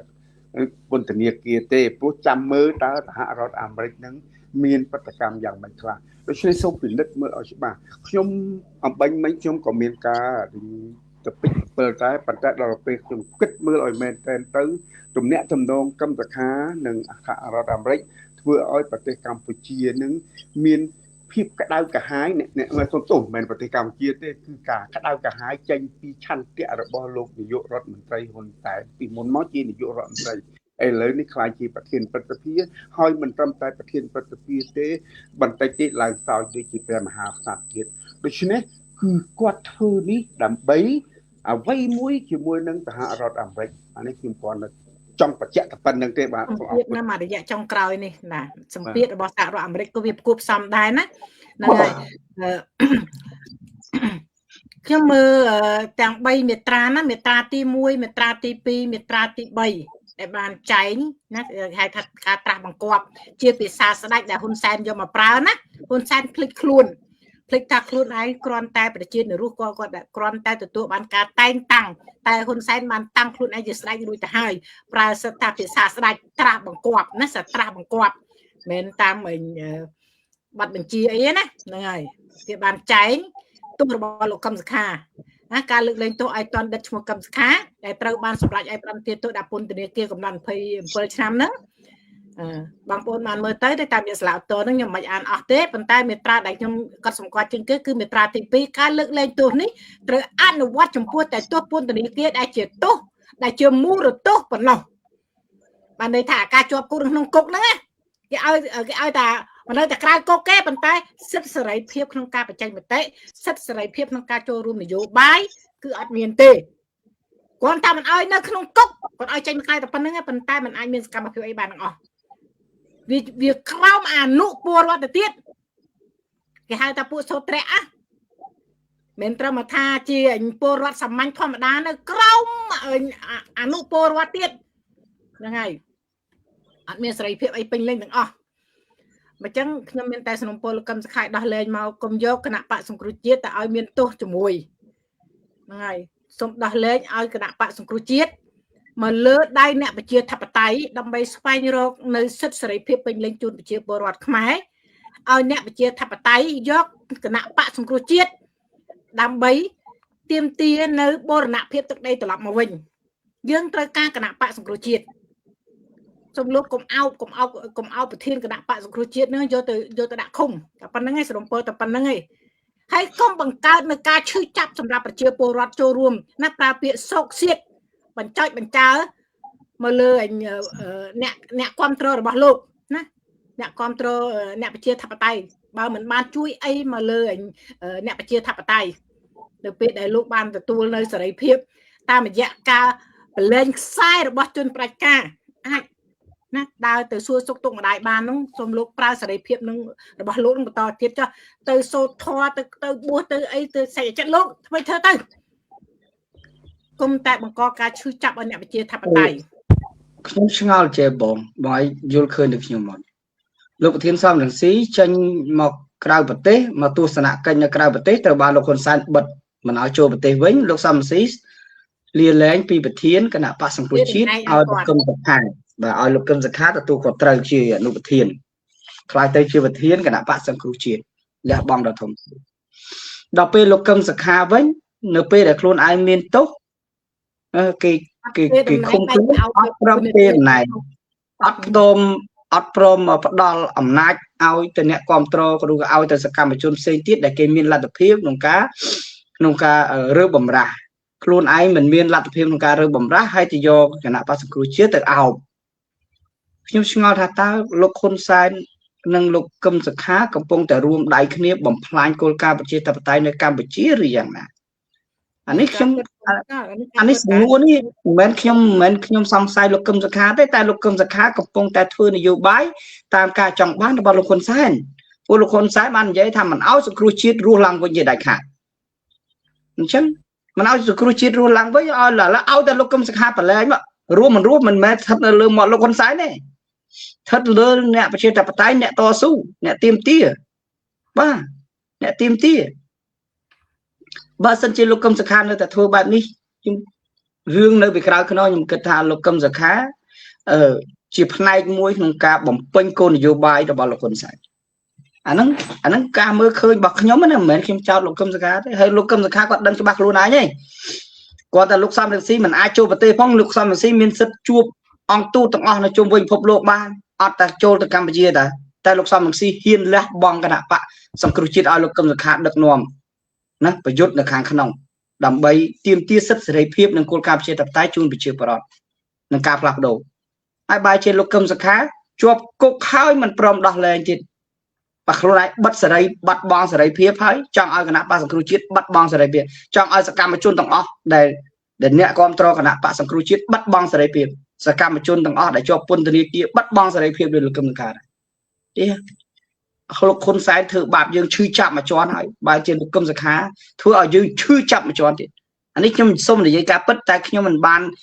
មាក់ងាយឬក៏ចោទលោកកឹមសុខាអីទេគ្រាន់តែអានេះអារម្មណ៍ពិតរបស់អ្នកគ្រប់គ្រងគណៈបក្សសង្គ្រោះជាតិអារម្មណ៍ពិតរបស់សកម្មជនគណៈបក្សសង្គ្រោះជាតិហេតុអីបានលោកកឹមសុខាដេកអោបមូលហេតុអីតើលោកកឹមសុខាចង់បានអីពិតប្រាកដបើលោកកឹមសុខាគេដោះលែងពីពន្ធនាគារលោកកឹមសុខាមានសិទ្ធិចូលរួមធ្វើនយោបាយមានសិទ្ធិធ្វើអីទាំងអស់ដូចដើមវិញយើងអាចផ្ដល់គណៈបក្សសង្គ្រោះជាតិឲ្យលោកកឹមសុខាដឹកនាំវិញបានតាមែនទេបងអញ្ចឹងលោកកឹមសុខាទៅដោះលែងចាប់ខ្លួនមានសេរីភាពសិន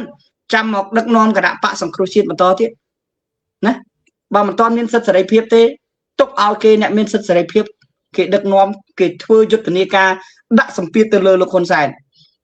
បាទដាក់សម្ពាធទៅលើលោកហ៊ុនសែនអរគុណច្រើននិពន្ធអរគុណច្រើនអរគុណខ្លាំងមែនទែនខ្ញុំទស្សនៈខ្ញុំក៏មិនខុសពីបងអូនប្រុសនិពន្ធមកដែរតាក់ទងរឿងគណៈបក្សសង្គ្រោះជាតិនឹងតើបងមានអីចង់បន្ថែមពីលើនឹងតិចទេបងអត់ទេខ្ញុំហ្នឹងហើយអត់មានអីបន្ថែមទេបើតែគាត់ចាំមើលព្រឹត្តិការណ៍ហើយបន្តទៅទៀតនៅអ្វីដែលលោកកឹមសុខាបានរៀញរួចផុតពន្ធនាគារខ្ញុំជឿថានឹងមានព្រឹត្តិការណ៍អ្វីមួយកើតឡើងទៀតជាពិសេសរឿងបញ្ហាទំនាក់ទំនងទៅ scammer ហើយនឹងបញ្ហាមួយទៀតដែលយើងធ្វើប្រេសង់ធ្វើប្រតិកម្មទៅពោះទៅលើការដោះលែងផងដែរគណៈបកសង្គ្រោះជាតិដូច្នេះការសរសេររបស់យើងនៅក្នុង Facebook គួរតែសរសេរកន្លែងនឹងមួយបើដោះលែងកឹមសុខាគួរតែដោះលែងគណៈបកសង្គ្រោះតាមពិតគណៈបកសង្គ្រោះជាតិគ្មានទោសទេបុគ្គលលោកកឹមសុខាទេដែលគាត់ដែលគេចោទចោះហេតុអីគាត់ត្រូវរំលាយគណៈបកសង្គ្រោះជាតិគណៈបកសង្គ្រោះជាតិមានទោសទេគណៈបកសង្គ្រោះជាតិកើតចេញពីឆន្ទៈរបស់ប្រជាពលរដ្ឋខ្មែរណាកើតចេញពីការរួមគ្នារវាងគណៈបកសិទ្ធិមនុស្សនិងគណៈបកសំរងទីចោះហេតុអីរំលាយគណៈបកសង្គ្រោះជាតិទី2លោកកឹមសុខាត្រូវដោះលែងគណៈបកសង្គ្រោះជាតិអត់ត្រូវឲ្យទៅជាប់គុកជាមួយទេ4លានកន្លះ4លាន50ម៉ឺននាក់លោកពូ មិនមែន4លាន50ម៉ឺននាក់ត្រូវទៅជាប់គុកជាមួយលោកកឹមសុខាទេណា ហើយដែលខ្ញុំចង់និយាយពួកការចាប់លោកកឹមសុខានៅពេលហ្នឹងដូចខ្ញុំនិយាយញឹកណាស់គឺថាលោកកឹមសុខាបានអោបគណៈបកសង្គ្រោះជាតិទៅជាប់ពន្ធនាគារជាមួយអញ្ចឹងហើយបានថាបាក់លោកហ៊ុនសែនដោះលែងលោកកឹមសុខាគួរតែដោះលែងគណៈបកសង្គ្រោះជាតិក្នុងន័យមួយដែលខ្ញុំចង់ឲ្យស្ថាប័នគណៈបកសង្គ្រោះជាតិនេះកើតឡើងវិញហើយអ្នកទស្សនយោបាយទាំងអស់ដែលជាគណៈបកសង្គ្រោះជាតិសូមឲ្យដោះលែងទាំងអស់គ្នានេះគឺតែអ្វីដែលខ្ញុំឲ្យមានការដោះលែងឲ្យមានសេរីភាពពេញលេញអ្វីដែលចង់និយាយដើម្បីបង្ហាញចាអរគុណច្រើនបងលីពឿនក៏ដូចជាបងអូននិពន្ធដើម្បីបង្ហាញពង្រឹងអំពីសាមគ្គីភាពជាជំហានអាការឯកភាពជាតិដោយអ្វីដែលហ៊ុនម៉ាណែតបាននិយាយនឹងខ្ញុំសូមផ្ដាំផ្ញើជាសារទី1ទៀតបន្ទាប់ពីសារផ្ដាំផ្ញើទៅលោកកឹមសុខាសារទី2សូមផ្ដាំផ្ញើទៅហ៊ុនម៉ាណែតដើម្បីចង់បង្ហាញអំពីឯកភាពជាតិសាមគ្គីភាពពង្រឹងនៅស្មារតីជាតិនិយមរបស់ប្រជាពលរដ្ឋខ្មែររបស់ជាតិខ្មែរខ្ញុំសូមឲ្យហ៊ុនម៉ាណែតបង្ហាញឲ្យពលរដ្ឋខ្មែរឃើញឲ្យច្បាស់អ្វីទៅនៅការឯកភាពជាតិសាមគ្គីភាពពង្រឹងនៅឯកភាពជាតិហ្នឹងដោះលែងអ្នកទោសម្នាក់ស្ការទាំងអស់សកម្មជនរបស់សកម្មជនរបស់គណៈបក្សសង្គ្រោះជាតិដែលត្រូវជាប់ឃុំគាត់មានទោសទេទោសគាត់ទោសស្រឡាញ់ជាតិទោសមានម្នាក់ស្ការជាតិអញ្ចឹងគាត់មានទោសទេត្រូវដោះលែងពួកគាត់ត្រឡប់មកវិញពួកចាប់គាត់ដាក់គុកដោយសារគាត់ជាសកម្មជនរបស់គណៈបក្សសង្គ្រោះជាតិមិនព្រមចោះចូលជាមួយគណៈបកប្រជាជនអញ្ចឹងស្របតាមសារនយោបាយរបស់លោកហ៊ុនម៉ាណែតត្រូវដោះលែងអ្នកទោសម្នាក់ស្ការសកម្មជនរបស់គណៈបក្សសង្គ្រោះជាតិទាំង70នាក់ជាងនោះឲ្យគាត់មានសេរីភាពឡើងវិញហើយអាចចូលរួមក្នុងឆាកនយោបាយជាពិសេសគឺដោះលែងគណៈបក្សសង្គ្រោះជាតិឲ្យដំណើរការឡើងវិញឲ្យគាត់ចូលរួមធ្វើការប្រកួតប្រជែងនេះឡើងឲ្យសមស្របសម័យនេះហើយក្នុងកលៈទេសៈនេះហ៊ុនម៉ាណែតมันអាចបោកប្រាស់ប្រជាពលរដ្ឋខ្មែរបានតទៅទៀតទេគុំគិតថាបោកពលរដ្ឋខ្មែរបានទេដោះលែងកឹមសុខាឲ្យមានសេរីភាពបង្ហាញពីឯកភាពជាជំហានមួយបង្ហាញពីឯកភាពជាតិបង្ហាញពីកន្លែងណា3លក្ខខណ្ឌចេញមកសមមូរតោដោះលែងតាការជាប់ឃុំនឹងសេរីភាពធ្វើនយោបាយសេរីភាពក្នុងការដើរហើរអត់មានវាអន់ជាងប្រជាពលរដ្ឋទៀតវារស់នៅក្រោមអនុនៃពលរដ្ឋទៅទៀតឯណាទៅការដោះលែងឯណាទៅបង្ហាញពីឯកភាពជាតិបង្ហាញពីសាមគ្គីភាពជាតិឯណាទៅនៅបោកពលរដ្ឋខ្មែរដល់ណាទៀតសុំកុំបន្តបោកខ្មែរតទៅទៀតពលរដ្ឋខ្មែរមិនមែនល្ងងឲ្យអ្នកឯងបន្តបោកតទៅទៀតទេនឹងសូមផ្ដាំផ្ញើទៅហ៊ុនម៉ាណែតប៉ុណ្្នឹងចាអរគុណច្រើនប្រជាពលរដ្ឋខ្មែរគាត់ឆ្ងល់ថាពេលដែលលោកកឹមសុខាគាត់ជាប់គុកគាត់យកគណៈបកសង្គ្រោះជាតិទៅតាមចឹងចុះបើសិនជាលោកកឹមសុខាគាត់ឡើងធ្វើជាបេដឹកនាំប្រទេសគាត់មិនក្រាញអំណាចដោយលោកហ៊ុនសែនដែរព្រោះគាត់ដល់ពេលហ្នឹងអត់ទាន់មានអំណាចអីផងក្រាញអោបគណៈបកសង្គ្រោះជាតិយកទៅជាមួយបាត់ហើយអានេះជាមតិរបស់ប្រជាពលរដ្ឋណាគាត់ឆ្ងល់ហើយចំណុចដែលខ្ញុំឆ្ងល់តាមមកព្រៀងអីផងអោបទួនាទីក្រាញអំណាចប្រជាពលរដ្ឋគាត់ឆ្ងល់មួយទៀតគាត់ឆ្ងល់ថាគាត់សួរមកខ្ញុំថាបងអូននិពន្ធបងឆ្ងល់ចេះពេលដែលអ្នកប្រជាធិបតេយ្យទៅរៀនសូត្រជាមួយសហរដ្ឋអាមេរិកហើយទាំងមានទាំងភាគីរបស់បកប្រជាជនទៅរៀនគោលការណ៍ប្រជាធិបតេយ្យជាមួយសហរដ្ឋអាមេរិកទាំងអស់គ្នាគាត់តែដល់ពេលចោទថាក្បត់ជាតិក្បត់ជាតិថាលោកកឹមសុខាឬក៏អ្នកប្រជាធិបតេយ្យខុបខិតជាមួយសហរដ្ឋអាមេរិកផ្ដួលរំលំអំណាចតកូលលោកហ៊ុនសែនចុះហ៊ុនម៉ាណែតទៅសហការជាមួយសហរដ្ឋអាមេរិកតើហ៊ុនម៉ាណែតក្បត់ជាតិដែរទេអានេះគាត់សំណួរគាត់សួរណាបាទព្រោះលោកកឹមសុខាឬក៏អ្នកប្រជាធិបតេយ្យយើងមិនបានចុះហត្ថលេខាអីព្រមព្រៀងអីទេគាត់តែយើងទៅរៀនពីគោលការណ៍ប្រជាធិបតេយ្យហើយសមាជិកបកប្រជាជនមានច្រើនជាងយើងទៀតទៅរៀនពីគោលការណ៍ប្រជាធិបតេយ្យប្រទេសយើងកាន់គោលការណ៍ប្រជាធិបតេយ្យសេរីភូប៉ាអញ្ចឹងណាហើយអញ្ចឹងការផ្ដល់ការសិក្សាពីរៀនពីនយោបាយគឺអត់អស់លុយទេសម្រាប់ស្ថានទូតអាមេរិកគេផ្ដល់ឱកាសឲ្យពួកយើងរៀនសូត្រដូចជាខ្ញុំក៏ធ្លាប់បានរៀនសូត្រនៅក្នុងស្ថានទូតអាមេរិកដែរតែមិនបានទៅរៀននៅក្រៅប្រទេសតែប៉ុណ្្នឹងឯងអញ្ចឹងពួកយើងអ្នករៀនទៅគេចោទថាយើងនឹងផ្ដួលរំលំចុះពួកបកប្រជាជនអ្នករៀនមិនផ្ដួលរំលំអ្នកណាវិញមែនទេ chắc hay hôn mà nãy mày đi hôn mà nãy mày ní hạ ca cho mưa xa ra làm rịch chẳng hôn mà nãy có bắt chia đấy chẳng phải cắt tô hôn mà nãy mà phê 7 năm phê 8 năm đấy cái này đấy anh ấy lúc hôn sai thời bị cha na cho bác luôn mình tha hôn mà nãy mình tha hôn sai bao nhiêu bị ca bẹ pon cho môi nângประเทศở tây á nè để cho cục mình kê của hôn sai nâng ai mình tha cho môi yến Việt Nam mình tha cho môi nângประเทศไทยcứ nên bẹ pon là hốt cho môi chân tiệt bằng chẳng bà sân chỉ mới tha bẹ pon cho môi được bờ tây miền tô đôi chỉ cá chọcกันแต่เลยกรมสาขาhôn sai chọc cục mình kê hôn sai chọc cục mình kê chừng lượng do mà miền phó tang chả na ta hôn sai miền bẹ pon cho môi yến này khlaจะต้องเรื่องตึกใดแต่หุ้นแซนแปะป้อนจมูกไทยเรื่องเอาไว้คลาแปะป้อนเรื่องตึกใดมันท่าลำบันกอกกุดเลยเราโหดเบียนกากัดตึกใดขมายเอาเตยเนี่ยเสียมเหมือนมาปอดอะไรเวลาลัวโยมาใส่รวงไงเนี่ย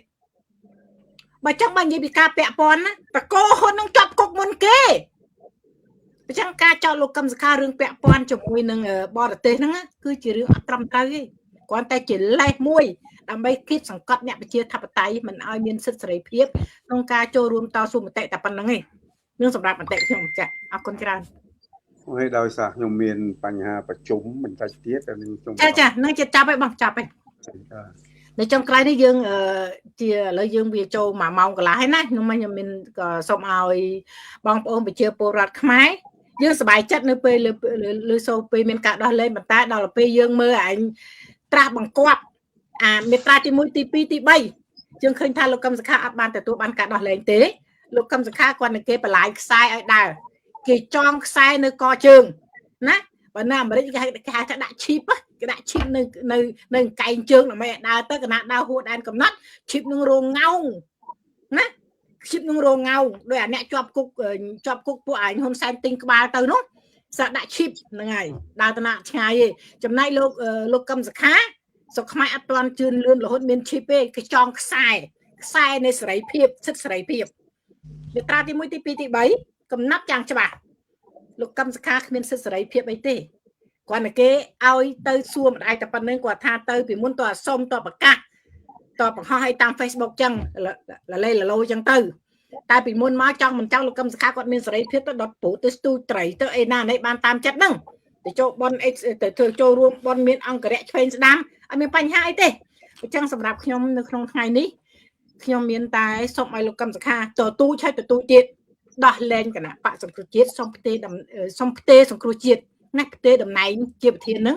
เอาเมิกเนี่ยไปเจียทับไตเอาเมิกเจียบใช้คือลูกเทียนสำรังสีทำใบเอาลูกช่วยสาวสร้างดอเลยที่ไปเจียทับไตตลอดมาเป็นให้ยังสนาในกันนะปะสังครุจิตเป็นเรื่องนะปะสังครุจิตโจรวมก่อสร้างประเทศโจรวมการเป็นโบราณเพียงตึกใด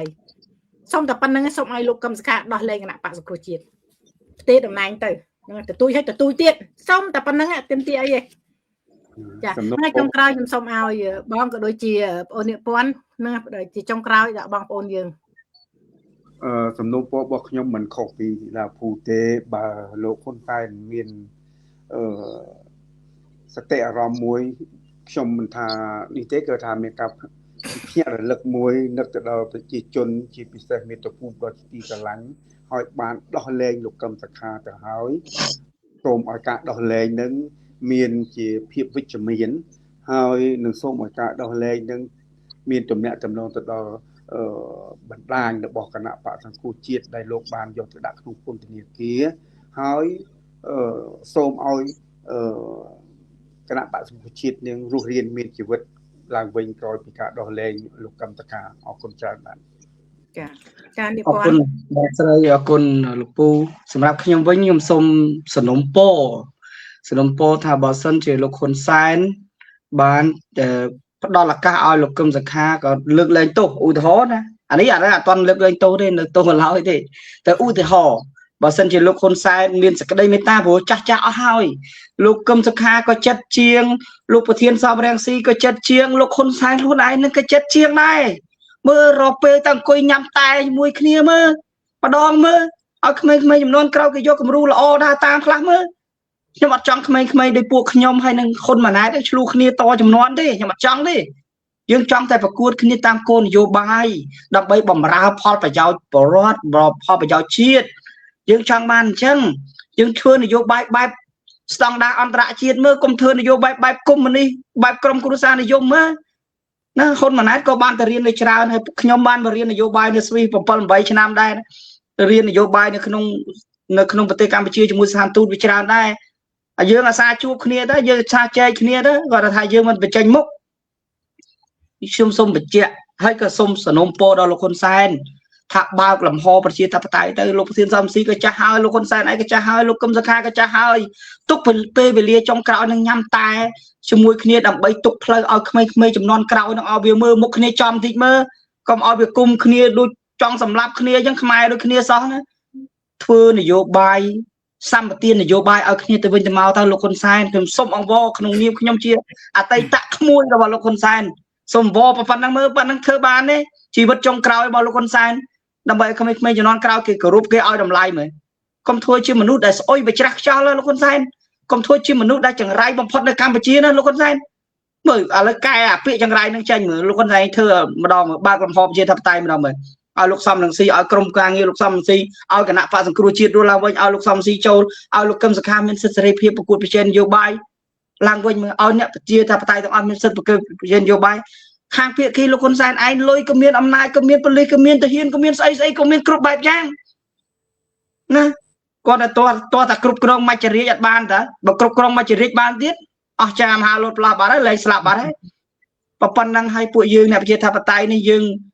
ក្រក៏ក្រគ្មានលុយក៏គ្មានលុយសកម្មភាពគាត់ថាតោះយើងអ្នកប្រជាធិបតេយ្យវាបានតែគ្រប់គ្រងពីប្រជាពលរដ្ឋច្រើនតែប៉ុណ្្នឹងឯងបើអ្វីគឺយើងគ្មានទេបើហ៊ុនសែនមានទាំងអស់អញ្ចឹងហេតុអីបានលោកហ៊ុនសែនតែខ្លាចអីបើលោកហ៊ុនសែនធ្វើអាក្រក់បែបនេះពេលលោកហ៊ុនសែនឯងស្លាប់ទៅនៀកពាន់មុនគេធ្វើរដ្ឋប្រហារមកចេញមុខឲ្យច្បាស់ហ្នឹងមកអាហ្នឹងអញ្ចឹងណាបើសិនជាលោកហ៊ុនសែនឯងនៅធ្វើទង្វើបែបនេះបិទសិទ្ធិសេរីភាពពេលដែលលោកហ៊ុនសែនឯងស្លាប់ទៅនៀកពាន់ប្រមូលកម្លាំងទូទាំងប្រទេសទាំងក្នុងទាំងក្រៅប្រទេសធ្វើរដ្ឋប្រហារមកព្រោះហេតុអីព្រោះពេលដែលយើងធ្វើបាតកម្មអហិង្សាក៏គេចោទថារដ្ឋប្រហារពេលដែលយើងធ្វើតាមការបោះឆ្នោតតាមគោលការណ៍ប្រជាធិបតេយ្យក៏គេថារដ្ឋប្រហារខ្សាច់គេថាហ្នឹងអញ្ចឹងជាសំណុំពរចុងក្រោយគឺសូមឲ្យលោកហ៊ុនសែនបើកលំហប្រជាធិបតេយ្យឲ្យមកយើងធ្វើនយោបាយប្រគល់ប្រជែងតាមគោលនយោបាយបាទសូមអរគុណសូមជម្រាបលាចាអរគុណច្រើនថ្ងៃនេះដែលបានចូលរួមបច្ចេកមតិជាមួយនឹងក្រុមការងារយើងអរគ្នាអ្នកពន្ធក៏ជាក្រុមការងាររបស់ទូទួលសម្លេងអ្នកស្ការខ្មែរអមតៈដែរហើយបន្តទៀតនេះខ្ញុំក៏សូមអរគុណដល់បងប្អូនតែតែងតែគ្រប់គ្រងមកដល់ក្រុមការងារទូទួលសម្លេងអ្នកស្ការខ្មែរអមតៈចាអរគុណច្រើនចឹងជម្រាបលាបងប្អូន